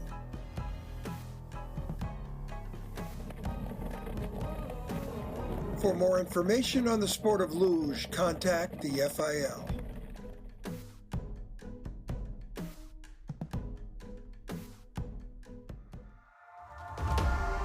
You're looking down at Whistler Village, which was the site of the 2010 Winter Olympic Games. Just a short 2-hour drive from Vancouver on the Sea to Sky Highway, and you've arrived at your bucket list destination.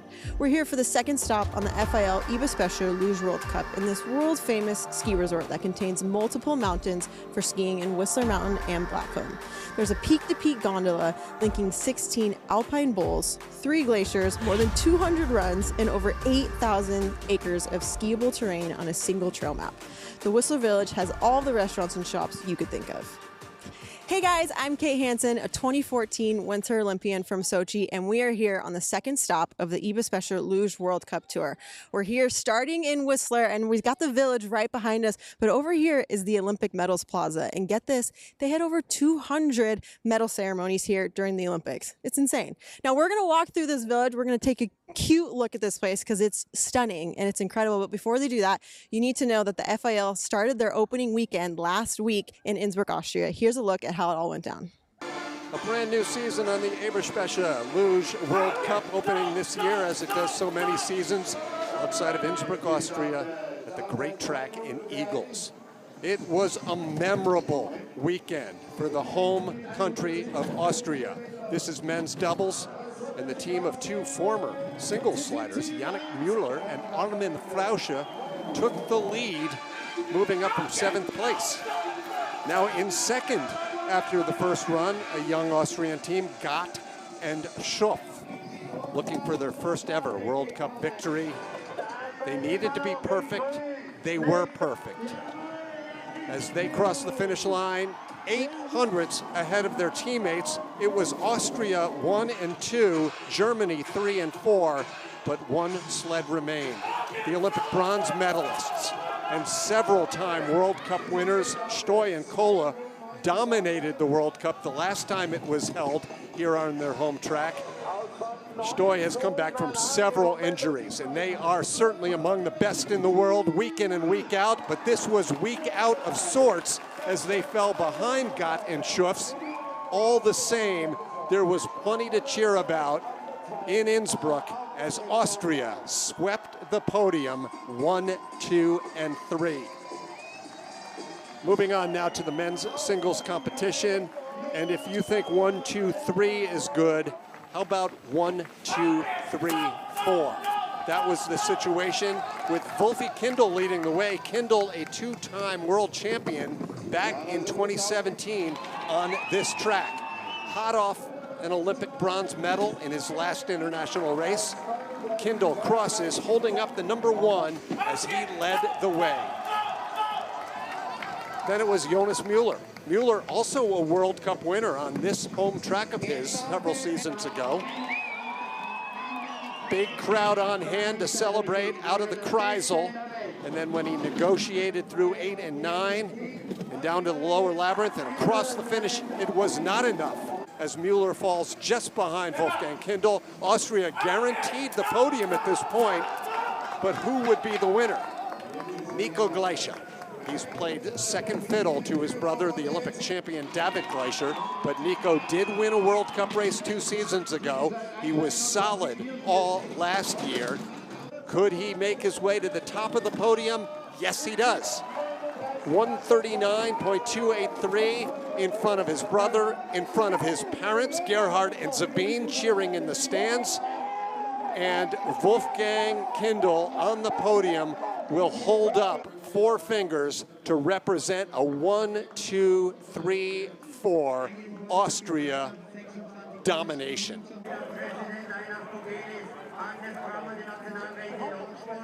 Now, in its second season in the World Cup, it's women's doubles. First year that the women's doubles are competing alongside their counterparts, the men and the singles competition at the main World Cup site. Here are the Italians, Andi Vetter and Marianne Oberhofer, both standout singles athletes trying out doubles this year and doing quite well. Now here's an experienced doubles team, the defending world champions, Degenhardt and Rosenthal. Jessica Degenhardt, a former junior world champion, Rosenthal, a former podium winner in singles, and they have been the team to beat heading into this season and certainly all of last year. But they would be beaten this year because the home cooking continued for Austria. Selina Egla and Lara Kipp. They led after the first run. They ended up putting down the fastest time in both heats. Selina Egla, another singles/doubles competitor, wins her first ever World Cup race alongside Lara Kipp. A look at those results, while the Britcher Sweeney team and Stramatraru of Romania also represent singles athletes that are doing double duty this year. Speaking of Sweeney, Emily Sweeney of the United States in the first women's singles race, AN, meaning after Natalie. Natalie Geisenberger, the greatest of all time, is at least taking this year off. She was on hand to watch the action, and in the sunshine, the American is in the lead with 2 remaining. They are 2 formidable athletes who have won most of the races not captured by Geisenberger over the last couple of years. Yulia Tobits, a world champion, a World Cup overall champion, always fast in the lower part of the track, but not quite fast enough as she's picked off by the American in the final few meters of this track. Now, we've all seen Madeleine Egla come on over the last several years. The tall Austrian with the fast starts has been putting on muscle. She's been adding speed. Add to that a home track where she was clearly unbeatable all weekend long. Madeleine Egla, who just missed out in the World Cup overall last season, starts this new year on a high note as she wins Austria, USA, Germany, leading the way and making up most of the top 10. Also taking place in the opening World Cup race were the sprint competitions, and the winning streak continued as, for the first time ever, Mueller and Frauscher captured the doubles. Selina and Lara make it a double header in women's doubles as they win for the second time this weekend. In the men's singles, it wasn't a sweep, but it was Nico Gleische winning again ahead of the world champion Kindle. And finally, in the sprint women's singles, that title goes to Madeleine Egla, again taking it over Sweeney and Tobits. If you've been doing the math, 8 races, 8 gold medals for the home country of Austria. Athletes love coming to Whistler. It's one of the most popular destinations on the circuit. I mean, you can see why. We're in the village. There's so many restaurants. There's so many shops. And they even know that there's a big race happening this weekend. We're seeing a lot of Luge love, letting people know that there's an event going on this weekend. Now, we asked some of the athletes, what is it like to be back in Whistler? And here's what they said.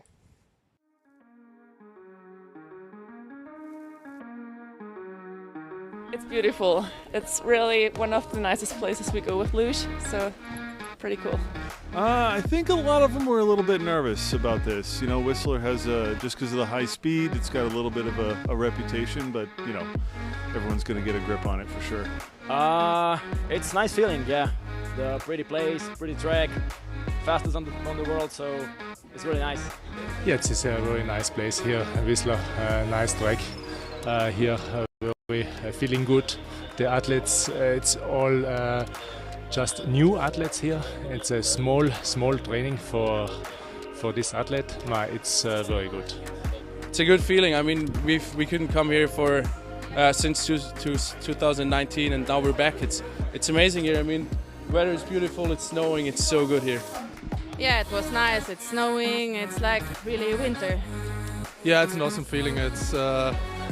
It's great here. The nature is awesome, and I have to learn a little bit more of the track, but it's great to be back. I mean, they're all stoked. It's so much fun. It's a fast track and beautiful place. I mean, we're dumping snow right now, which isn't great for the track itself, but hopefully they can keep it clean and we can have some good racing. Yeah, sure. It's a pretty interesting track, pretty funny track, and with the high speed, it's a lot of fun. Yeah, it's good to be back in America. So yeah, the last 2 years were a little bit crazy. So right now back here in Whistler, and then next week in Park City, it's really great. I like the track. I like here all the mountains. So it's a perfect place for sliding. Now we're still strolling through Whistler. It's so beautiful and incredible here, but you need to know the news of the season is that the FIL has rolled out a brand new discipline, women's doubles luge. The women finally have a seat at the table, and these women have been training for years, just waiting on the edge of their seat to see if it was going to make it into the 2026 Milan Cortina Games. And luckily for them, it is. We asked a lot of the athletes and coaches how they felt about it, and they're stoked. Well, I tell you, it's really, after watching the first race in Innsbruck, it's nice to see everyone stepping up to the plate, and it's a legitimate discipline, and it's good to see. It's really good to see. Yeah, I'm really excited. It was something new, and we try it, and then we will see how it's going. I think it's very nice for the girls also to make this discipline, and it's a nice, very good event, and yeah, it's good for our sport. I think so. I think we're seeing like gender equality being pushed across so many different sports, and I'm glad that Luge has also joined that kind of coalition. It's amazing. It's more like a team sport, and that's very cool for us girls because it's an opportunity to have. Yes, this is a new discipline in this season, new Olympic discipline. It's really nice, really well. I hope so. Good continue with Milano Cortina in 2026. Yeah, definitely. I think it's a great opportunity also for the ladies to try out doubles, and as we've seen so far, they're doing quite well. Always I like it's some new sport coming, the oversport. It's challenging. I think it's be fun. Oh, it's fantastic, man. It's awesome to have some more women on the circuit, for one, and just another discipline in general, just, you know, expands the sport, hopefully. I was talking to a few of the athletes once we came to Whistler, and they were talking about how it's so nice to be back in Whistler. Because of COVID, the athletes haven't been able to come to North America. In fact, the last race that was here, I believe, was November of 2019. And some of the athletes that you're going to see this weekend, this is their first time at the track. Now, to give a little bit more info of what happened back in 2019, here's some highlights from the last World Cup that was here. Action from the always exciting Whistler track. This was the last World Cup held here in December of 2019. Doubles competition, the young Russians, Kashkin and Korshunov, were in the top 5 after the first run and did even better in run number 2 as they slid themselves into first place. Would it hold on for a Russian victory? Well, as always, the Germans had something to say about it. And here are Toni Egert and Sascha Bennigan. The defending World Cup champs were just 0.007 of a second behind their German countrymates after run number 1, and they sent a huge message with a track record here in run number 2 as they took over the lead, stood down at the bottom, and watched as their teammates and greatest rivals, the Tobys, headed down the track. Vendel and Alt, now 3-time Olympic champions, but this would not be their day. Egert and Bennigan had such a great track record run, and the Tobys did well, but not well enough. They crossed the finish line in second place, 0.06 of a second behind, as Toni Egert and Sascha Bennigan capture the World Cup in Whistler on their way to winning another World Cup overall title. Moving now to the women's singles competition, and here's Victoria Demchenko. Always exciting to watch as this Russian has been on the podium many times, even has a World Cup victory, but has also been known to crash on more than one occasion. But this was a good day for Demchenko as she moved all the way up from 8th place and into the lead with several sleds remaining in run number 2. Moving forward now to the German, Anna Bierreiter.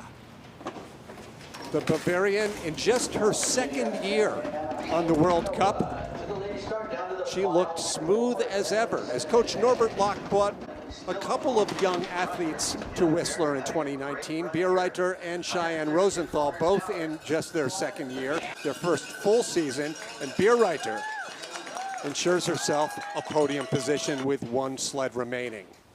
And that sled ridden by Tatiana Ivanova. Ivanova, 2014 Olympic silver medalist in team relay and winner of 16 World Cup races throughout her long career. The Russian would go on to win bronze at the 2022 Winter Olympic Games, but on this day in Whistler, she did better with a gold medal and a World Cup victory. It was Russia and Germany dominating the leaderboard for the women. Moving on finally to the men's competition in this final 2019 World Cup before the Christmas break. Dominic Fischnaller, always steady, always smooth, had a disappointing run number 1 back in 7th place. But the Sioux Tyrolean was near perfect in run number 2 as he crashes down across the finish without crashing, 0.2 of a second ahead of Reini Eger of Austria. 2 now left to come, and here is Felix Lach, the 2-time Olympic gold medalist, just a few months removed from his heartbreaking finish at the 2018 Olympic Games. He had another bit of a heartbreak down there at the finish, but he had enough speed going as Lach takes the lead. Would Germany capture gold here in Whistler?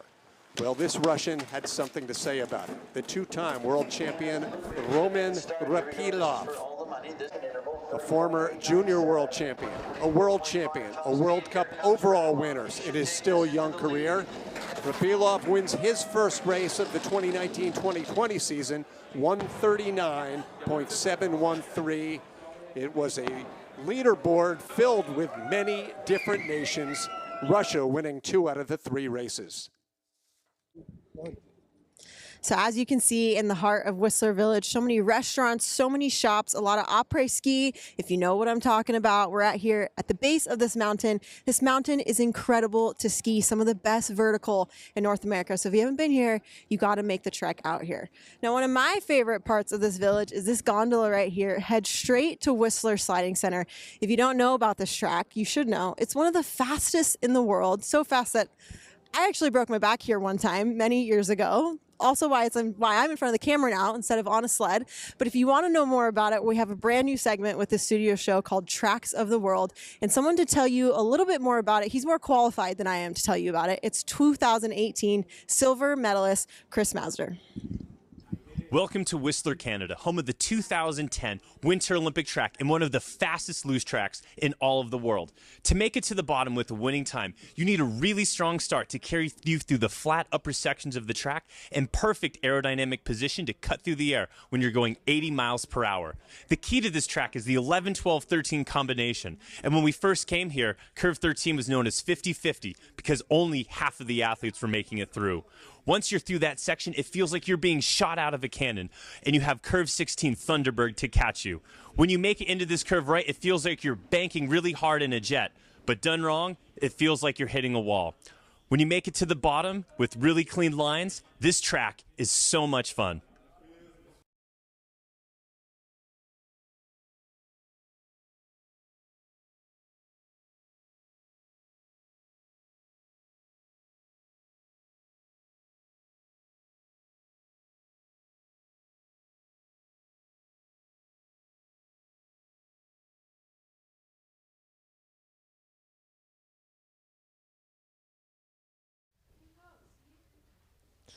Again, here we are at the finish dock in Whistler. We're so excited to be here. And you just saw, if you tuned in, you should have. If you weren't here, then you missed a really fun race. We just saw the men's race, which we have the results right here. Now, this was a big deal. Let me tell you why. Because Felix Lach just completed his 50th win of his career. This was a big deal. And last week, when you saw the highlights from Austria, the Austrians actually had a winning streak, and Felix Lach just broke it. So up there we have our top 3, Dominic Fischnaller, Italy, Wolfie Kindle, Austria was in second, and then Felix Lach. And that was tight racing right there. From first to third was only 7/100ths of a second. I don't know if anyone's ever tried to count 7/100ths, but it could be similar to like this. I mean, such a crazy sport that we chose to all be a part of. So this was tight racing.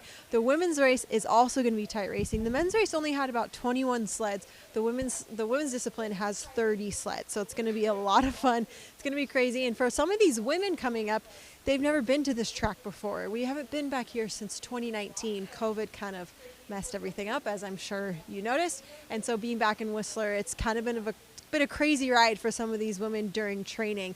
But to talk about it a little bit more, we have our commentators, Chris Masder, Alex Ferlazzo. Are you guys with me?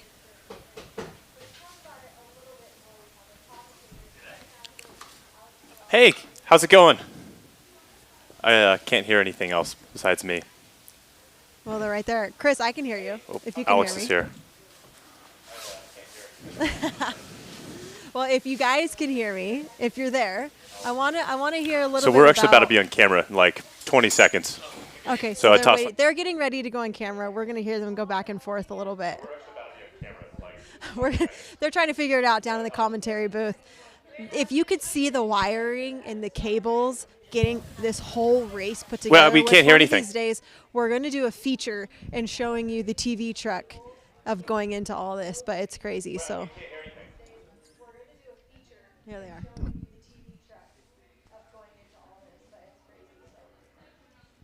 Happens when the ice gets really hard. This track changes. It's all of a sudden you have no control through that 12, 13, 14 section, and it's just a roll of the dice through there. I think we saw that a lot with the men's race today. A lot of athletes, you and myself included, had a little difficulty out of curve 12. What's the secret to saving that kind of mistake? Well, it all comes down to position. You got to be really relaxed in your sled, trust your lines, lay back as much as you can, and just hope it makes it down into 14 cleanly. Yeah, I think that's one big thing that people don't realize is I'm nervous going down. And when you are out of control, you actually have to push your position. You have to kind of turn that fear off and really go for it, because that's the only way to get back on track. Yeah, it's counterintuitive. It's a strange feeling to get over, but once you become a better slider and you have a few more runs under your belt, you learn to push position when you feel uncomfortable. Excellent. So you've been at this track. There's a very young Canadian team here. How do you think everyone's going to handle the conditions? Look, I know they're looking forward to it. We've had a great few weeks of training, and I'm really hoping these guys can put some runs together today. Awesome. Kate, how you doing? How is the atmosphere out there? Well, right now the finish is a little vacant. It's a little vacant, but it will be filled with a lot of coaches and athletes in just a little bit. They're all at the top. We can't be at the top right now. It's a little top secret. We can't really see what's going on up there. It's so busy, and people are stressed. Also, this is a big deal. It's a World Cup, so they've been prepping all week for this. They're getting ready for this race. So right now, we're at the finish. We're just going to wait. Women's race is going to start in just about 10 minutes, I believe. So this race is a big deal. This is why. Again, the Austrians swept last weekend in Austria.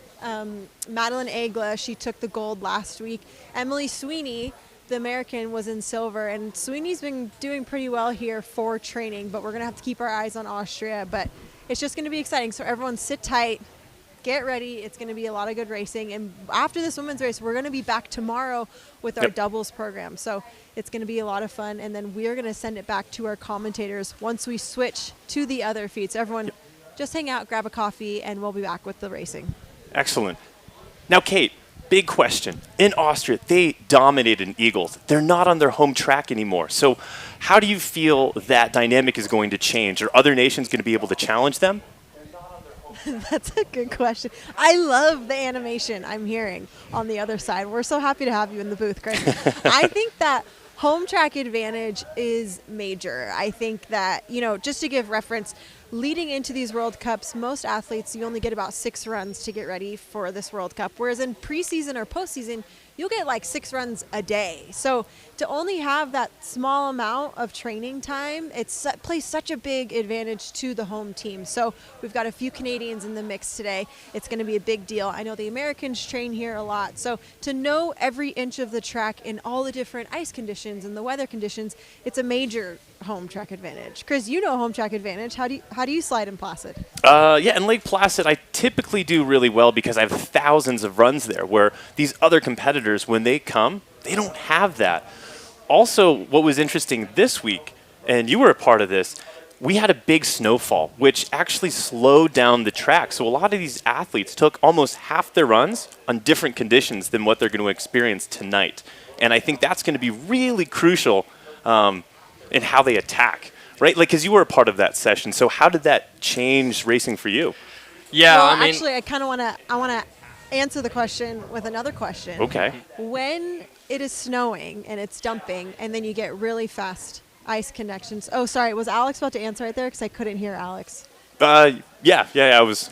Alex, take it away. Chris, I thought you were asking me. No, and I was like, oh, it's I want to hear from Alex. Alex has a much better answer than what I'm going to have, so go for it, Alex. well, our second training here, it dumped snow during our session, so our runs were a second slower to what we were typically used to. And, you know, that big of a difference really changes a few of the steers in the track, and suddenly you have all this grip that you're not quite used to.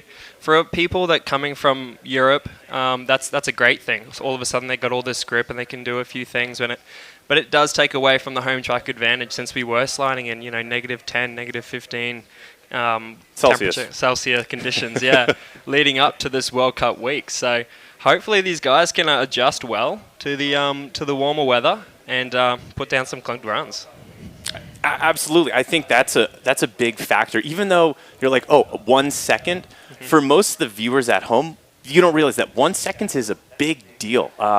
I think in the men, we were hundredths of a second, like difference from first to second to third. So a second slows you down. It changes the timing of your drives too.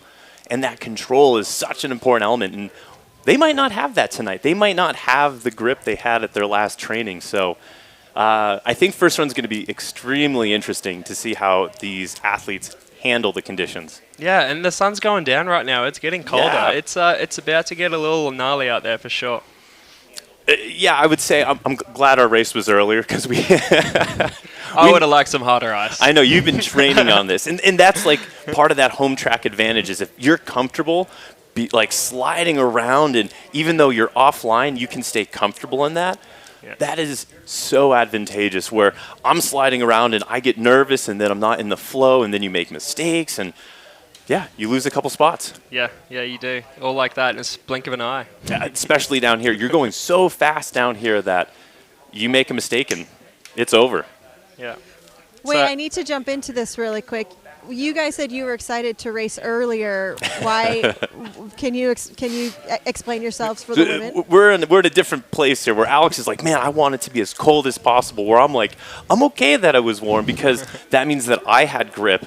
And it wasn't as out of control. I've only been back for a couple days sliding, so that really made it easier for me to slide. I mean, let's throw in some really hard conditions, like I'll adapt, but it's a huge advantage when the ice is hard for the home track.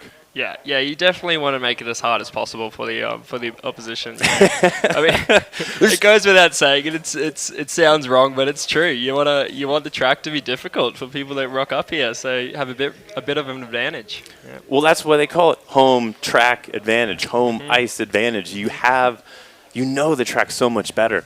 Where a lot of these, after an Olympic year, there's not as many athletes coming back. Older athletes retire, so there's this whole new wave of athletes. So a lot of people, this is their first time to this track.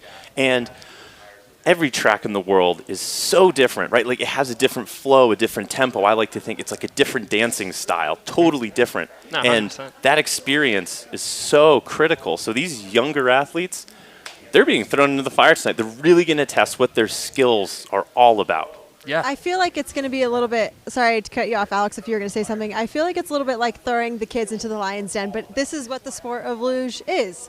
This is just kind of how it goes each week and week. But guys, I'm going to let you get ready. You're going to be live in just a little bit. I'm going to get your notes all together.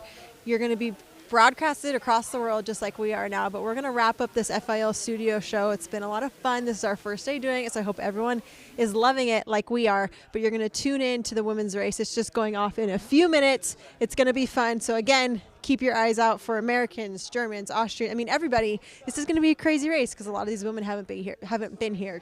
So everyone tune in, go grab your coffee, get ready. Don't take a nap. Don't go away from us. We'll be back with our races in live.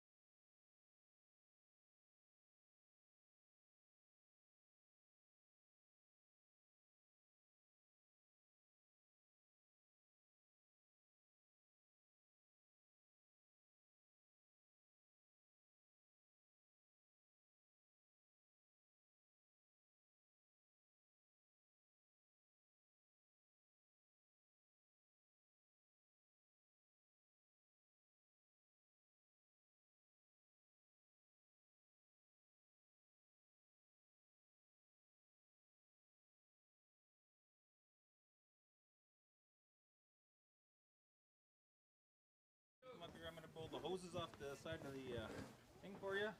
We do have one forerunner. Yep, you can sit down, Beatty, whatever you want to do. Yep, they're ready for you.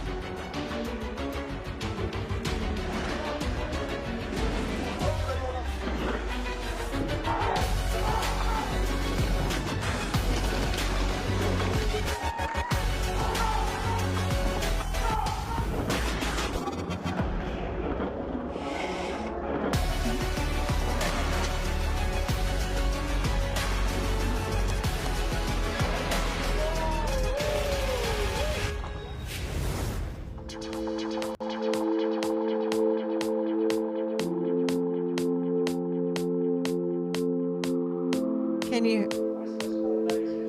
Okay, I'm waiting for my interview. Okay. She's not out here yet, but.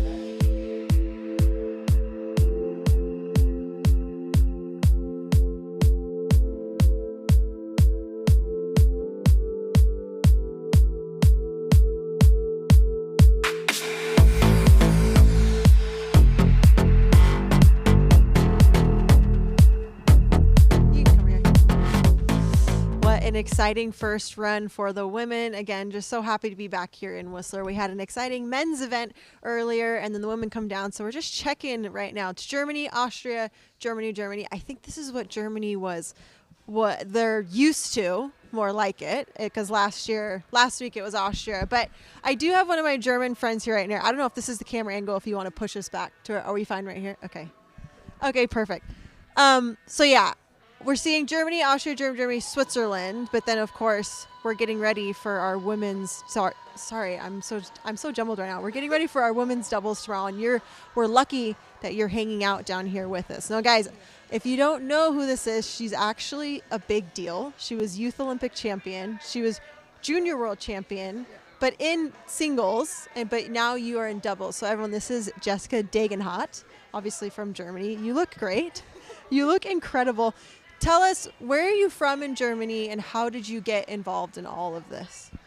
So I'm from a city in Saxony, from Dresden. It's beautiful there. My brother did luge. They went to the schools, and then he wanted to do it. And me as a little sister, I wanted to do it too. And then I started it like 2 years after him, and I got stuck, kind of. And now he doesn't do it anymore? No, he's happy what he does now, but... So you were faster than him? I mean, he was older, so we didn't really race, because the winter I started, he ended it, so... Oh, okay. So you started in singles, and then when did you switch to doubles? I kind of drive both still. Okay. So I started doubles in 2018 or 19. Yeah. On and off, basically, because the year where the first lockdown was, I didn't do doubles, only singles, but otherwise it's singles and doubles. I don't know if people appreciate how hard that is to do both. We have a lot of women doing it on the circuit currently, correct? We have probably about 5 teams that do both. Yeah, Mazda, when he gets back in the booth, we'll ask him about this, because he did both previously for men's and doubles. So when you're doing both, explain that. You're at the track almost all day when you compete in both. Are these women sleeping? Are they eating? How do they find time for this? There's no time for anything. They have my most respect. I did it for 2 years, and it's so stressful. You have to get at the track early. You're leaving late. You have to do 2 sleds. Do athletic training in between somewhere, maybe physio. Yeah. It's so stressful. I went to school back then. I still had to do homework and assignments. It was so stressful. I'm happy to do just doubles for now, but it's possible, but it's really hard. It's a lot, and a school on top of that. It's like luge already takes over your life, and then to do both. So the lines, when you go down the track in a single sled versus a double sled, is it different, or is it similar with the lines you drive? First, it depends on the start. Maybe sometimes the double start is much lower than the lady start, but also the double sled steers different than the single sled. You lay much higher. It's so different. Yeah. And so it's always like a whole new thing, and you have to. Every run is new for you and for this new track. Yeah. And your face, you're like, ugh. So did you like this track? Is this your first time here in Whistler? It is my first time here. Okay, what was the vibe? How did we feel about it? I felt pretty great coming here, because I've always wanted to. The first training, it was not good at all. I was really happy to make it down to the finish, but the second training, it was so good, and we had good lines, and I feel so good on the sled with Cheyenne, and we're happy to compete tomorrow here. Because it's hard when you So everyone at home, if you haven't been on a double sled, which is most people who have not been on a double sled, the top woman, you're wrapped around. Like it's not a fingers are like in her knees area. Yes, yeah, you're wrapped around. So when you steer, which is like a shoulder, then she has to steer. Is it delayed a little bit? Well, she has to do it on her own. Like, her motions are still different than mine.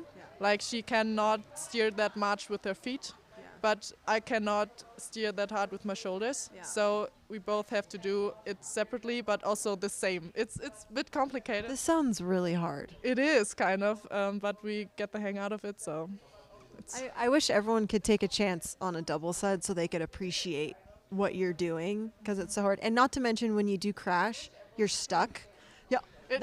Wait, did you guys see that face? Because that face just said it all. I mean, crashing in singles, it's okay. Like, you can put your sled next to you and then you just slow down. But in doubles, you're on the sled, you cannot move, and you have to just wait on the ice with your body till you're like completely still, and then you can move. But earlier it's not possible, and the hips always hurt. Oh wow, thank you for this full in-depth. We need to do this again so you can tell us more, because you've given me more information about doubles in all the years that I was training on a single sled. So this was helpful. So tomorrow, are you nervous or are you excited? Kind of both. So I'm pretty excited to slide here. It's fun. It's 2 more runs, so I'm excited about it. And a friend is coming to see me. She's studying here. It's weird, but I kind of love it. You're gonna do awesome. We're all gonna send you all the good vibes. It's gonna be great tomorrow. What time do you race tomorrow? Wrong question. Wrong question. Morning. Morning. I think closer to the afternoon. I was just hoping you could tell our viewers, but you guys can. We'll tell you by the end of this when they're racing. But anyways, good luck tomorrow. Thank you for doing this. Everybody root for Jessica Degenhardt, because she's so talented. She was a world champion. It's just a world champion singles, and then it's just, you're impressed. 11:36. I just got word. So now you know 11:36 tomorrow. You'll need to come to the track tomorrow because we need to see you race. So don't miss it. Okay, great. We can go up here with our summer steels. Yeah, that's good. We'll need to do that. Degenhardt, thank you so much. We'll see you tomorrow. Everyone, keep your eyes out, because honestly, she could be taking home a lot of hardware in Milan Cortina. So you saw her first when she was younger and people didn't know about her. So anyways, now you know. But I hear my guys are back in the booth, Chris Mazder, Alex Ferlazzo. How did the first run go? What did you guys think? That was exciting, Kate. I always love how close and competitive this track is.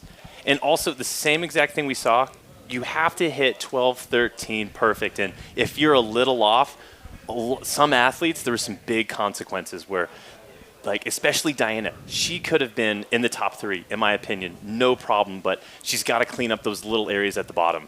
Yeah, there were some big names that have some mistakes down the bottom there. So, you know, it's anyone's for the taking right now. And I think the temperature's dropping. I feel like towards the end it was getting a little humid there, but hopefully the clouds will move away and we'll have some really fast ice, even harder, I think, for this second run. So it's not getting easier for these athletes, in my opinion. So even though they might have had one clean run, you can't become relaxed and complacent. You really have to attack, and you have to know that you're going to be out of control in that bottom section. You have to stay calm. Yeah, you got to put 2 runs together. That's what it comes down to on a luge race. You know, if you don't, you can't just put one down. You got to also back it up with the second. And yeah, totally. And so I also think a lot of the mistakes that happened were because people got nervous, right? You would come out of curve 12 and you would roll back, and next thing you know, you're going really late into 13, and there's some big issues. So these athletes have to stay relaxed under pressure when they're scared. And that is the hardest, and I think the most important thing about luge is when you get nervous, you have to find that inner strength to just relax and push yourself. Get comfortable being uncomfortable. Yeah. So anyways, but also that conversation with the German doubles women, when they're talking about like, oh, what's a singles crash like? What's a doubles crash like? I think the best way to put it for our viewers is on doubles as a top man or woman, you're strapped to the sled. So when you crash, all of a sudden you become the sled. The sled is riding you. And it's, yeah, in singles you can like hop off and you can have your sled next to you. Yeah, move around, get away from the hot ice. Like, okay, you know, a lot of people wear weight, especially like on their hips, and you can kind of get onto your weight vest a little bit. So you can slide and it doesn't hurt. It like acts as padding, but not on a double sled. You are the sled. Yeah. But anything can happen this next run. I'm just looking at the times here. The top 3 sleds, 200ths apart, and you have a couple athletes that definitely messed up. Like Diana, she can make a big jump. If she has a clean run, she blew everybody out of the water in Nations Cup. She had a great run, really fast time. So I expect her, with a good run, to challenge those top 3 women. Also, what's absolutely incredible, the person in first, she is 19 years old. Wow. Young. Wow. Yeah, there's a lot of experience in this field right now, but there's also a lot of new sliders to this track and new sliders on the circuit that are really showing up and putting down some excellent runs. Absolutely. Kate, going back to you, who do you have up at top? Guys, we have a special guest. This is really cool. I love talking to the parents behind the athletes. So this is Mike Maxwell, father of Carolyn Maxwell of Team Canada. Thank you for joining us. Also, thank you for being at this race. It's always fun to have spectators and everyone supporting. So where are you guys from, and how did Carolyn get involved in all of this?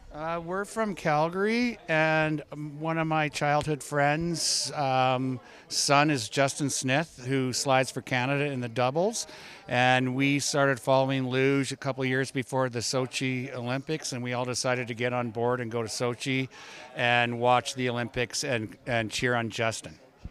Wow. So you just decided we're all just going to head over to Russia and just support the sport that you hadn't really watched before? Yeah, it was a once in a lifetime chance that we didn't want to miss out on. I mean, who gets to go to Russia and watch the Olympics as friends and family of an athlete? That's super true. That's very cool. I love that. So then from there, was she like, oh, I want to do this? I want to try out? Yeah, exactly. That's what happened. When we got back, she said, I want to try out. And we said, okay. Feel free. I will take you, drive you. When does it start? I love hearing how people get involved in the sport, because a lot of people will ask me, this is such a, it's not the conventional sport. It's not hockey, not baseball. So how do these kids get involved? And so to hear, so how far from the track are you? Like, did you just hear about a tryout event? No, Carolyn had done all the homework herself. She just said, listen, I'm going to sign up. And we only live 10 minutes from the track in Calgary. So we were very close, which made it even better because a lot of time was committed to taking your child to the track. So you had to quit work, whatever you were doing, about 2:30, go pick up your kid at school, and then take them to the track and make for arrangements to pick them up from the track as well. So we took turns doing it. It's the village behind all of it. So when you come here, do you love coming to Whistler and watching her race? Yeah, the Whistler's where it all started for us because it's where we first ever saw Luge, other than when I went to the 88 Olympics back 100 years ago, it seems, as a spectator. But yeah, Whistler's just a great place to be able to come to. It's like our second home now, and now it's the track that's the always has been the fastest track, but yeah, it's just a great place to come and sort of get a little break from Calgary, come to the beautiful coast and check out everything here. Now, I have to ask, would you ever consider jumping on a sled yourself? I'm a bit of a daredevil. I do have actually a couple sleds, but they got skidoo written on them. So getting on a loose sled, I'd have to say at this point in stage of my life, well, if you push me, I'd do it. But it hasn't really crossed my mind as a bucket list thing. It's not the thing you really wake up and just wish, oh, I want to go slide. I mean, it's unless you want to go 130 kilometers an hour, if that's just in your blood. Well, yeah, that's just it. I didn't know. I'm not. I can do that in other ways where I feel a little bit safer than going down a concrete track with ice on it at 140 something kilometers an hour. Isn't it just crazy? Like, can we just have a moment? Like, How did we get here? How did we come up with this? This is just such a wild concept that we go this fast on ice. At these temperatures, it's so cold out here. Well, I always told everyone that I think she got it from her grandmother, but they never fell for it. So I think there's a bit of speed in the family, right? I mean, she went backcountry snowmobiling at age 3, avalanche transceiver, all shovel, everything. She's fully set up for the backcountry, and nobody took their kids back there. So, and Carolyn was always keen, a very, very keen kid at whatever she did, and so she got into it and gave it 100%. So proud of her. Wow, she sounds really gnarly and really awesome that she's here. Now the Canadians, they have a full field at this race. It's nice to see because we didn't see them in Austria last week. So how do you think they'll finish up this race, and then how do you think they'll move into Park City? I think that they're all going to finish fairly close, which is good as a team. I think it's always pushing each other is great, to not have one further ahead too much of the others, because I think it's probably a little bit tougher that way. But if they're all close and they're all friends and they're all competing, I think it makes it fun. They push each other. It's great for them, great for the sport. I loved that answer. It was very kind and Canadian of you, of like, we're all just going to do our best, and I appreciate that. And that was, if they could just all finish and have good runs, because that is what the athletes are thinking.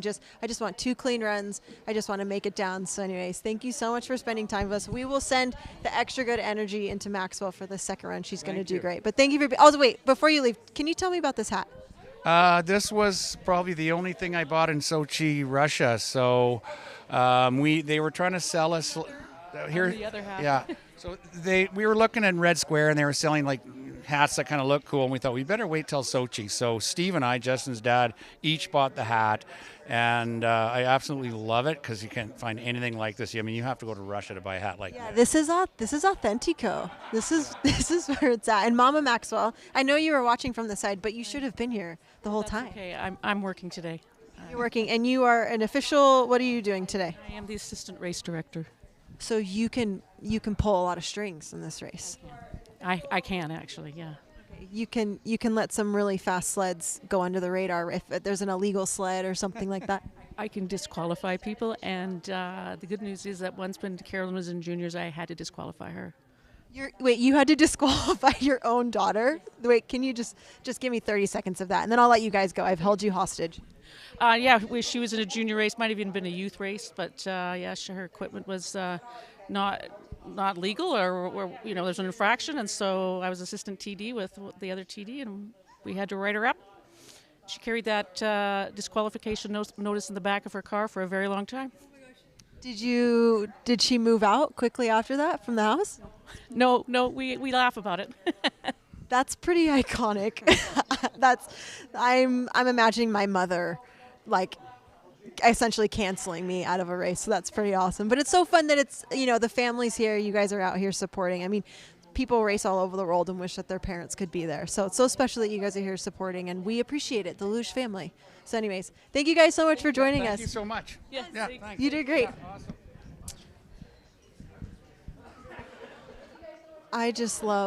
I love parents behind the scenes. We need to make a segment of like parents of Luge. I think I'll put that into my director. Anyways, first run was incredible. You guys saw it. We saw some carnage. It was a little slippery here. The ice was hard. If you missed it, which I hope you didn't, here are your highlights anyways.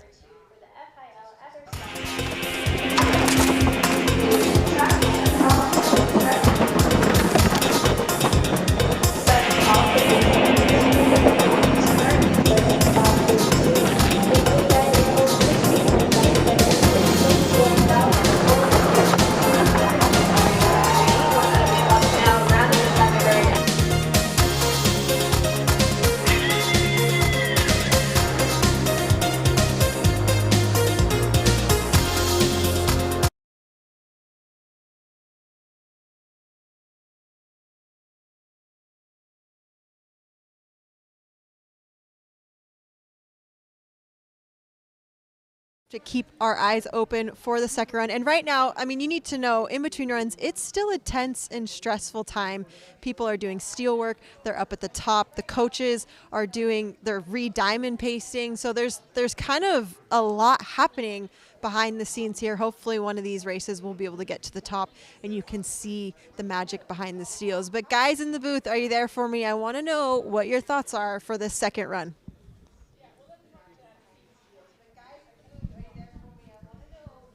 Top 5, no one's safe. Absolutely not. Everyone in the top 5 has to show up and throw down the same exact run or better in order to get onto the medals. But I love what you were talking about. In between runs, there's a lot of magic that happens. Athletes, you have to reset mentally. You have to work on your sleds. You also have to re-warm up for that really important start here in Whistler. So a lot happening behind the scenes right now to get ready for that second run. Yeah, there's a lot of tension in the sled in the start house right now, I'm sure. I love that. That's my favorite part about Luge, honestly. Like the in-between runs, and you get to look around the start house and you can pick out who's pretty nervous, who's chill, and you're like, okay, here we go. Time to race. I think one of the things that when I walk away from the sport, I'll miss the most is kind of like that preparation for your run. Just because it's this magical moment where you find this flow within yourself to just feel as good as possible because you have to put yourself on the line. So mentally, what does it take for you to feel invincible?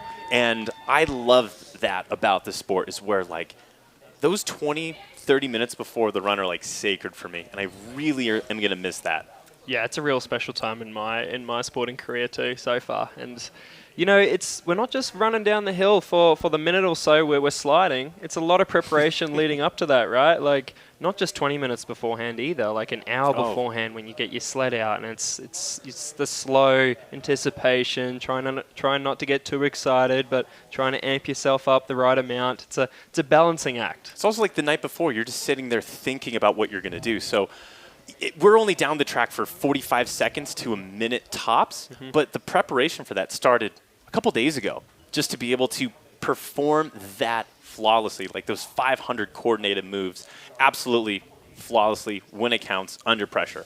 It's a fun time. It's something that it's very special to, I think, every single athlete out there. Definitely, definitely. And I really do think more so in the luge world too, because it's a consistency race. And you can't just, once you've made the mistake, there's no coming back and fixing it, right? Like, that's it. It's in the time forever. And so it's about really trying to manifest these good runs and bring yourself into a mood where you can perform at your best and be happy with where you are. And another thing, you have to do that while going into the cold too, so you're like all warm, ready to go, and then all of a sudden you like step outside and you're like, did I step outside too soon? Like, I'm starting to get cold out here. Well, like, I just love that you called that moment sacred. I think you called, those few moments before you run a sacred moment. I think for a lot of people that's like a stress, traumatic moment. So I appreciate the insight that you guys are giving just before your runs. It is stressful, like, do not get me wrong, but you learn to mentally basically overcome any self-doubt that you have. And you basically turn all of the fear, insecurities, all of the what-ifs off. Or at least I feel like over my career I've figured that out, where as a young athlete, I remember being in the start house and looking around and I could almost pick out the people who were going to mess up because they were like so focused. Yeah, I only learned that a few years ago, to be honest. And to be able to third person it, and not just be stuck in your head stressing out about what's going on around you at all times, being able to take a breath and enjoy the emotion, whatever it is, the stress or the excitement or whatever it is at the time, being able to stay calm and stay present. That's the sport of luge. That's sport in general. At the highest level of the highest level in any game, that's what it comes down to. So, Kate, did you seeing the athletes get off the track? Yes, there's smiles while the camera's still rolling because we have all that adrenaline pumping through our bodies. But what was the mood like after the cameras were off and the athletes were kind of like, behind the scenes? Are they nervous? Were they kind of upset with their first run? I can't help but laugh because I think you guys get it. There was a lot of this is luge. Like, luge is luge. Like, when you don't think about runs, you go faster. And when you think too much about it, you go slower. And it's something that's it's so opposite to any viewers or fans. But as an athlete, you just kind of shrug with them and you're like, yeah. it is what it is. But I also think the track conditions really switch things up for a lot of people. Like we mentioned before the race, it was snowing, it was dumping yesterday, and now it's so cold here. I mean, I'm just freezing, so I can't imagine how hard the ice is. You guys had great ice, but I do think it's a little different now. So I think there was that element of surprise. People were just like, yeah, that was, I mean, Sweeney specifically, she was like, you know, it could have been a lot worse. And I think, you know, there was a lot of that. So I think the second run's going to be interesting because there's a lot of time in these runs from these athletes. So we'll see if there's a little bit of a shift going on. But I like what you said, Chris, the top 5, nobody is safe. But in your gut, what do you think is going to happen? In my gut, I think 2 athletes that messed up first run, I think there's so much time available in the runs that they will challenge the top 3, and that's Emily and Diana. They're sitting outside the top 3, but with solid runs, I think they're going to put pressure on those top 3 girls right now. So I don't know what's going to happen, but I don't think those top 3 girls are safe. Yeah, well, I think it's going to be I don't know what to say. It's It's an incredible spot we're in right now, right? It's so tight, and there was mistakes from a lot of athletes in this top 10, not just the top 3. And really, it's going to come down to who can put the head on the shoulders the best and put this second run down on this extra hard ice. I'm sure there's a lot of people out there right now up at ladies start, angling up, finding a bit more grip. You know, do I want to risk it and be a bit more slippy around, or try to angle up and try to, you know, go down on rails? So it's a hard decision. A lot of the mistakes that I saw were actually athletes kind of being a little nervous and tentative and not letting the sled flow, especially at a curve 12. You want to play it safe. You don't want to hit 13 too soon because you can crash. But if you're nervous and you do too much, the second you go late into 13, it's going to mess up the bottom. And that's what we saw out of a few athletes tonight. It wasn't necessarily their lines. It was because I think they were a little bit nervous and they thought they were in trouble, where if they would have trusted that and if their instincts would have taken over, I think they would have been okay. But a lot of that is last week was the slowest track in the world, Eagles. The top of this track is pretty slow, but man, you get shot out of a cannon out of curve 11, and if you don't mentally make that change and you're comfortable with that newfound speed, you might freak out a little bit, and because of that, you're gonna make some mistakes. So we got to see if people can hold it together. And there's so many great competitors in this field. I know a lot of them will, but it's luge. Anything can happen. Yeah. Especially in such a tight rate like this. You know, the top 17 is 3/10. Top 10 is 2/10, and then the top 4 are under a tenth. It's incredible how close this race is right now here in Whistler. I mean, there's some luge races where there are a tenth of a second between athletes, and so it's like, oh man, I've got to make up a tenth of a second. Not here. I mean, there's this middle grouping that from 8th to 14th is within a tenth of a second. 8th to 14th. So we're talking a lot of sleds. And so we're going to see a big shuffling, I think, tonight for the second run. I think there will be a big shuffling. Guys, I'm going to have to let you go so you can get ready for the World's Feed because people are getting ready and they're getting antsy for the second run. So I'll let you guys go. But everybody who's tuning in, I hope you've enjoyed this FIL studio. We will see my mouth. It's so cold out here. My face can't move. So anyways, tune in for the second run. It's going to be fun. There's going to be a lot of shuffling, but we're starting in just a few minutes. So I got to get off camera because we got to get you guys ready. So anyways, FIL Studio Live, we are off. We'll see you later.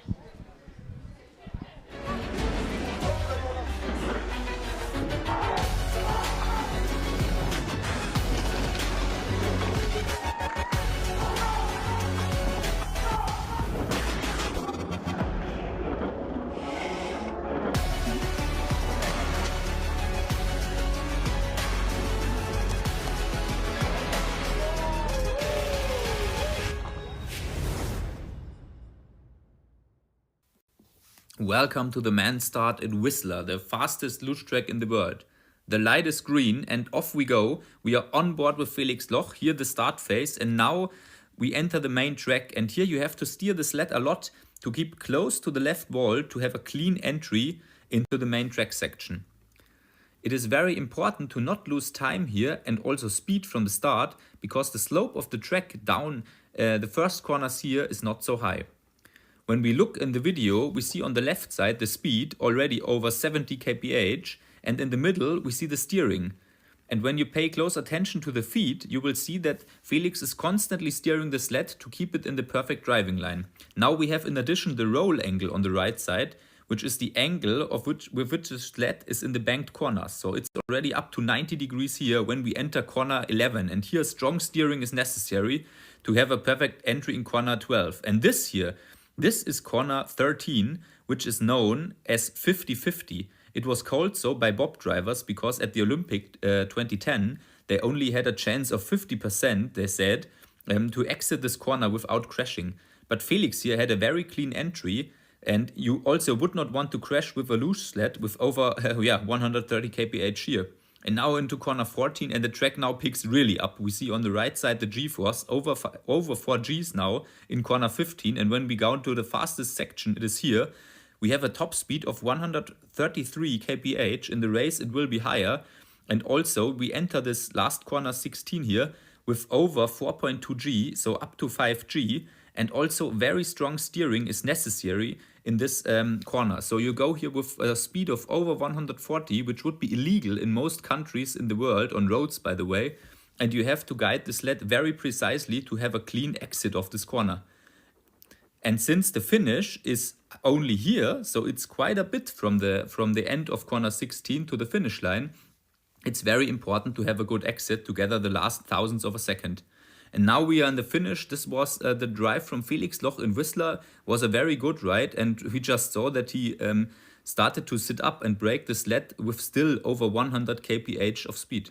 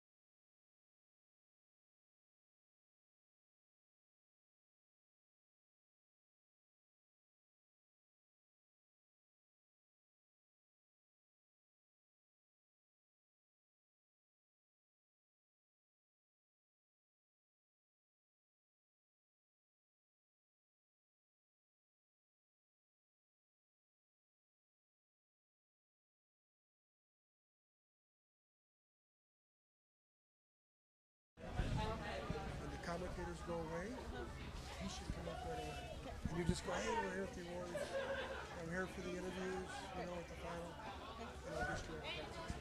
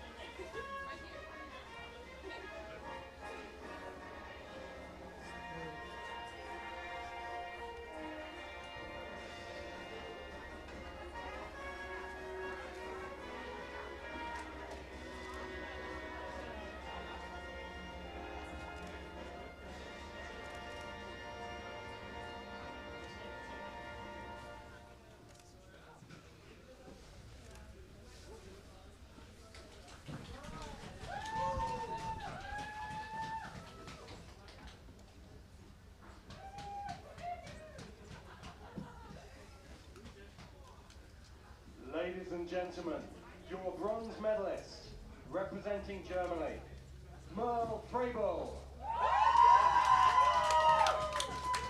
Your silver medalist, representing Germany, Julia Taubitz. And your gold medalist, representing Austria, Madeline Agel.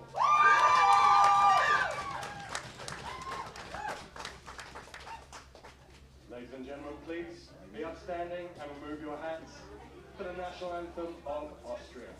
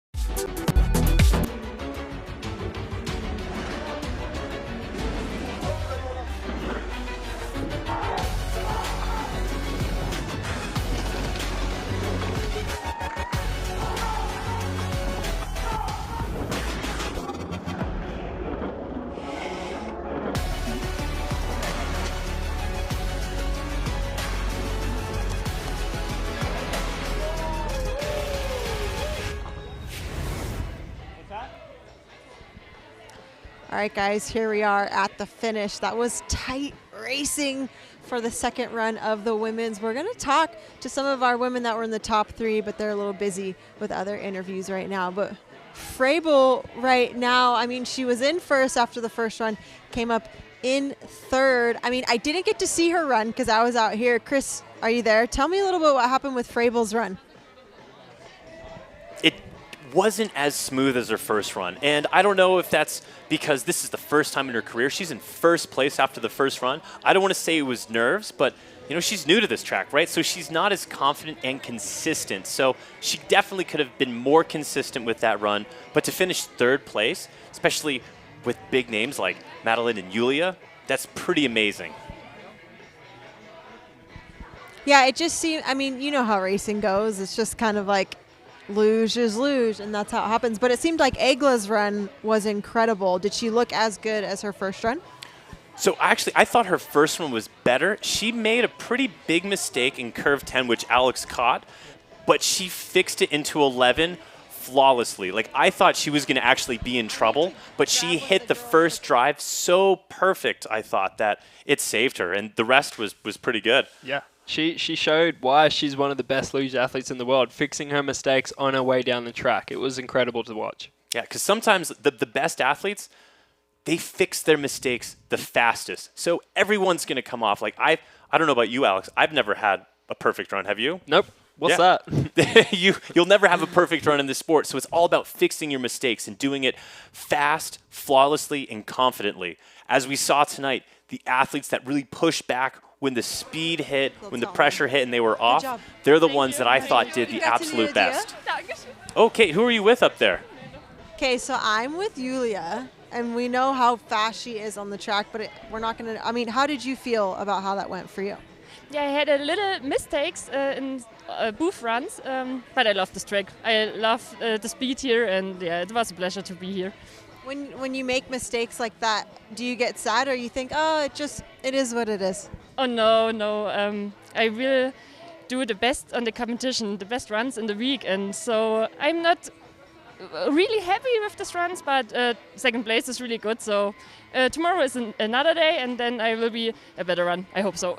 Yeah, I mean, second place. A lot of people would love second. Was it hard with the weather changing? It was snowy, and then it was ice conditions today.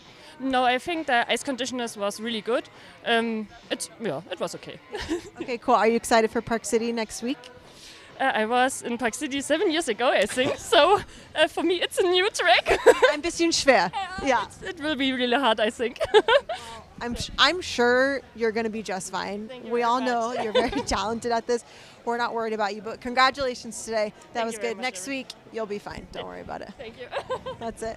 Julia Talbot's with the German team. She's just, wait, let me just take a look at this.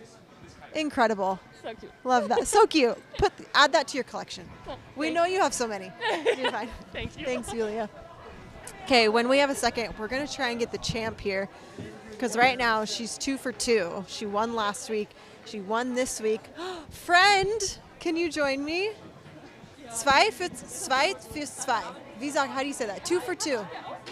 Yeah, you won last weekend. Then you won this weekend. I mean, so you're going to win next weekend. Yeah. I would say I leave next week for others. I got to get to know the track first. She's generous. How did you feel about this race? How your runs were? Well, my runs were there were some tiny mistakes in my runs, so not entirely perfect, but I kind of put it together and not kept going with the mistakes, but cut them off, and the next curves were better, so it was good.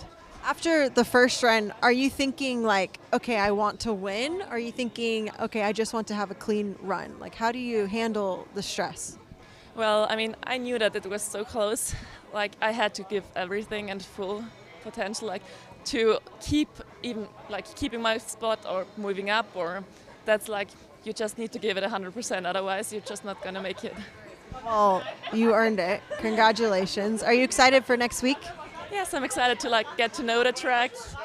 You said it's your first time?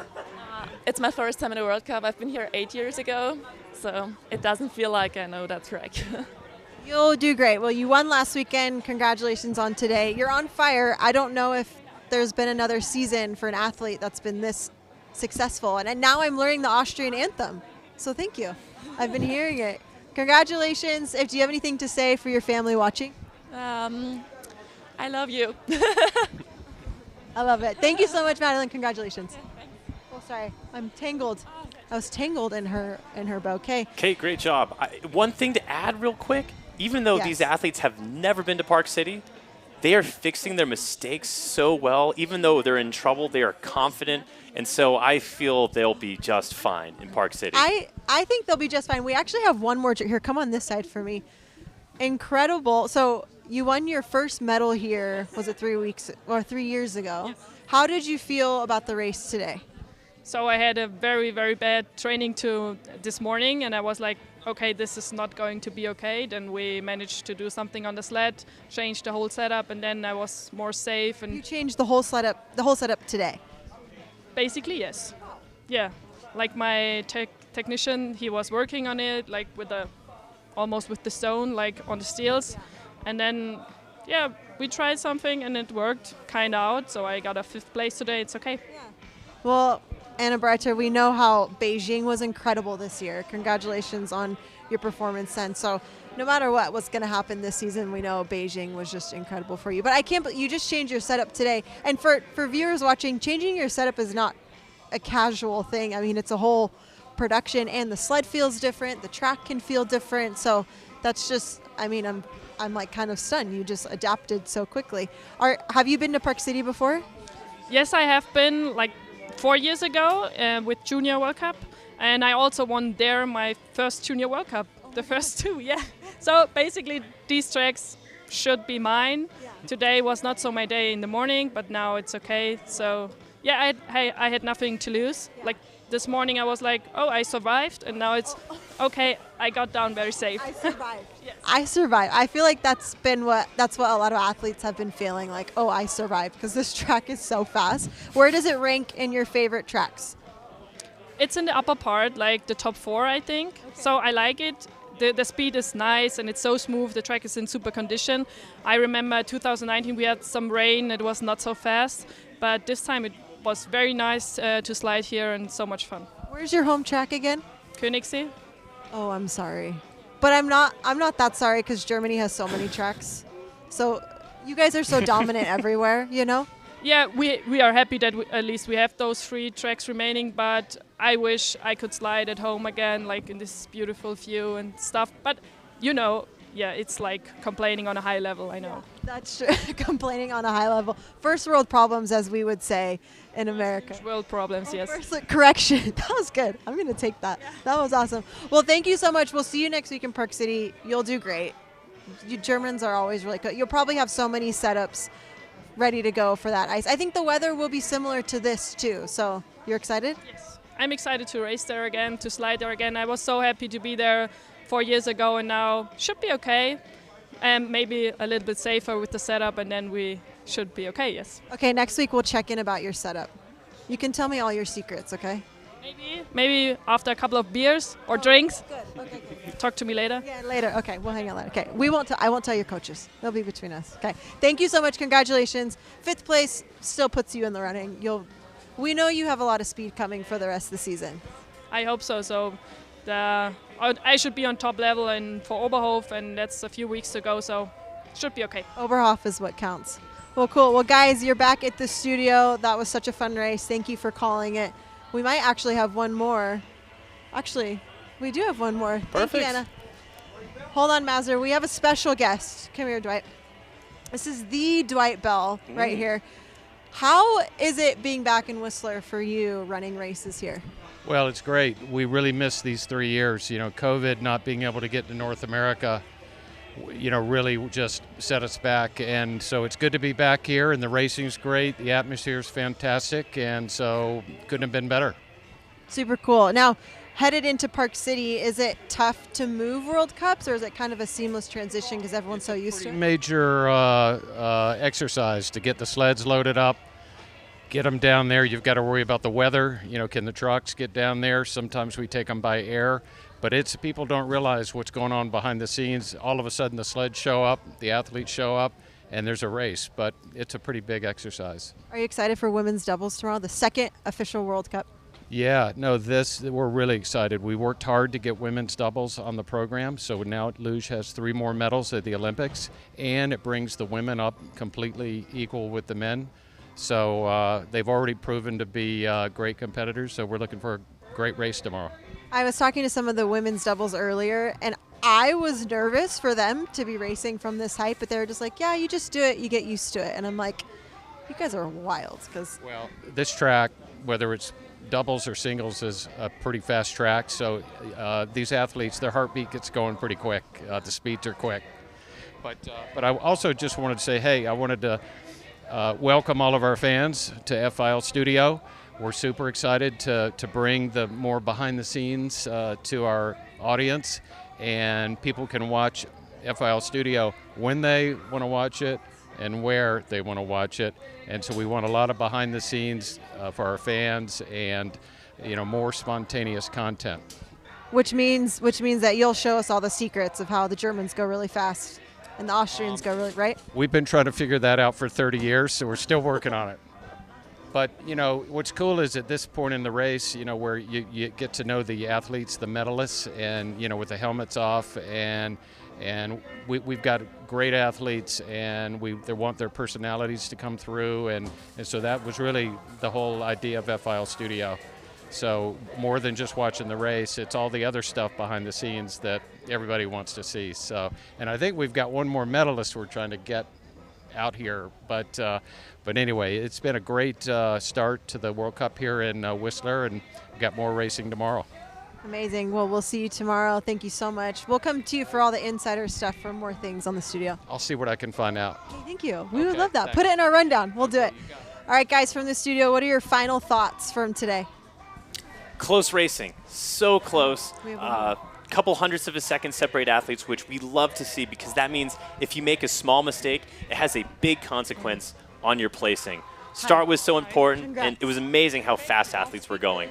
I saw a lot of happy sliders out there, a lot of happy faces. It's great to be back in Whistler, and I'm so glad to be on circuit again. It's time to do luge. Let's go do some more luge. Awesome. Put me back on a sled. Okay, we have one more interview, because this is what the studio's all about, is meeting everybody. We have Freiburg here, right here. Congratulations. Ich gratuliere dir.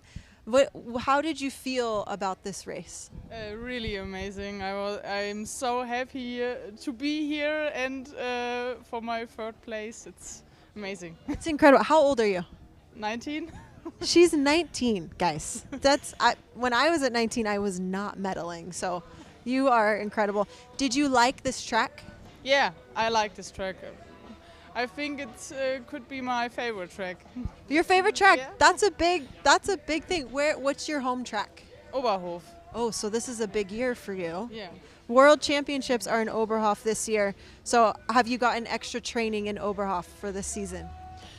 Yeah, I think so. Yeah. Yeah. Okay, great. Well, we'll be watching out. This could be your year. Yeah. World maybe. champion, you heard it here first. Congratulations on today. Wait, one more question. Have you been to Park City before? Yeah, at the juniors 4 years ago, we trained there for World Cup. Did you like it? Yeah, it's also a nice track. It's new, it's different. Yeah, but it's okay. Okay, we'll see you next week. You'll do great. Yeah. Congratulations on today. Thank you. Is this your first World Cup medal? Yes. Okay, everybody at home, this is incredible. You're witnessing her first of many, I believe. Yeah. Yes, of course. She's like, yes, thank you, absolutely. Thank you so much. I'll let you go. Yeah. You probably have fans and everybody to talk to. Congratulations, Freiburg. Okay, guys, I think that's it. What a packed day that we had. We talked to a lot of people. Congratulations to Egla, Taubitz, and Freiburg. We're going to show you a little bit from highlights. In case you're just happen to be tuning in, I'm sure you did see the race, but if you missed some of the best parts, here are the highlights for it right here.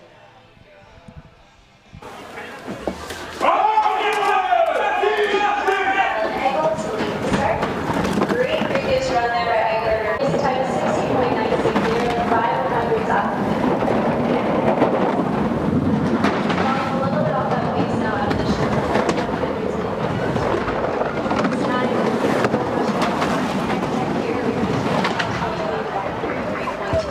100s up now, rounding the Thunderbird.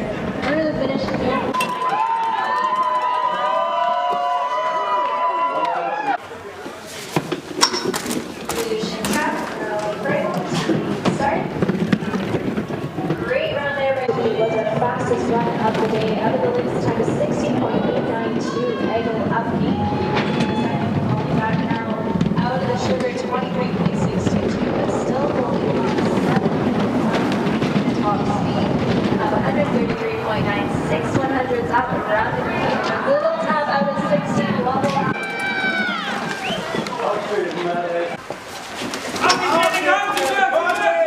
Luge track, this is our final athlete for the women's race today in the FIL spot here. Out of the 16.95, 1/5 back. Out of the shiver, 23.701. A little bit of trouble. What's going to happen? Speed's 134 points. You're trying to find another gear, rounding the Thunderbird through the finish.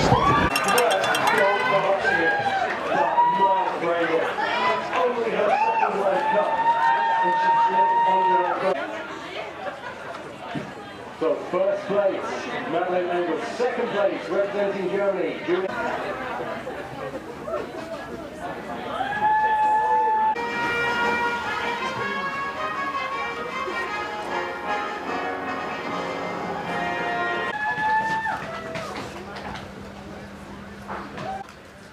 Ladies and gentlemen, your bronze medalist, representing Germany.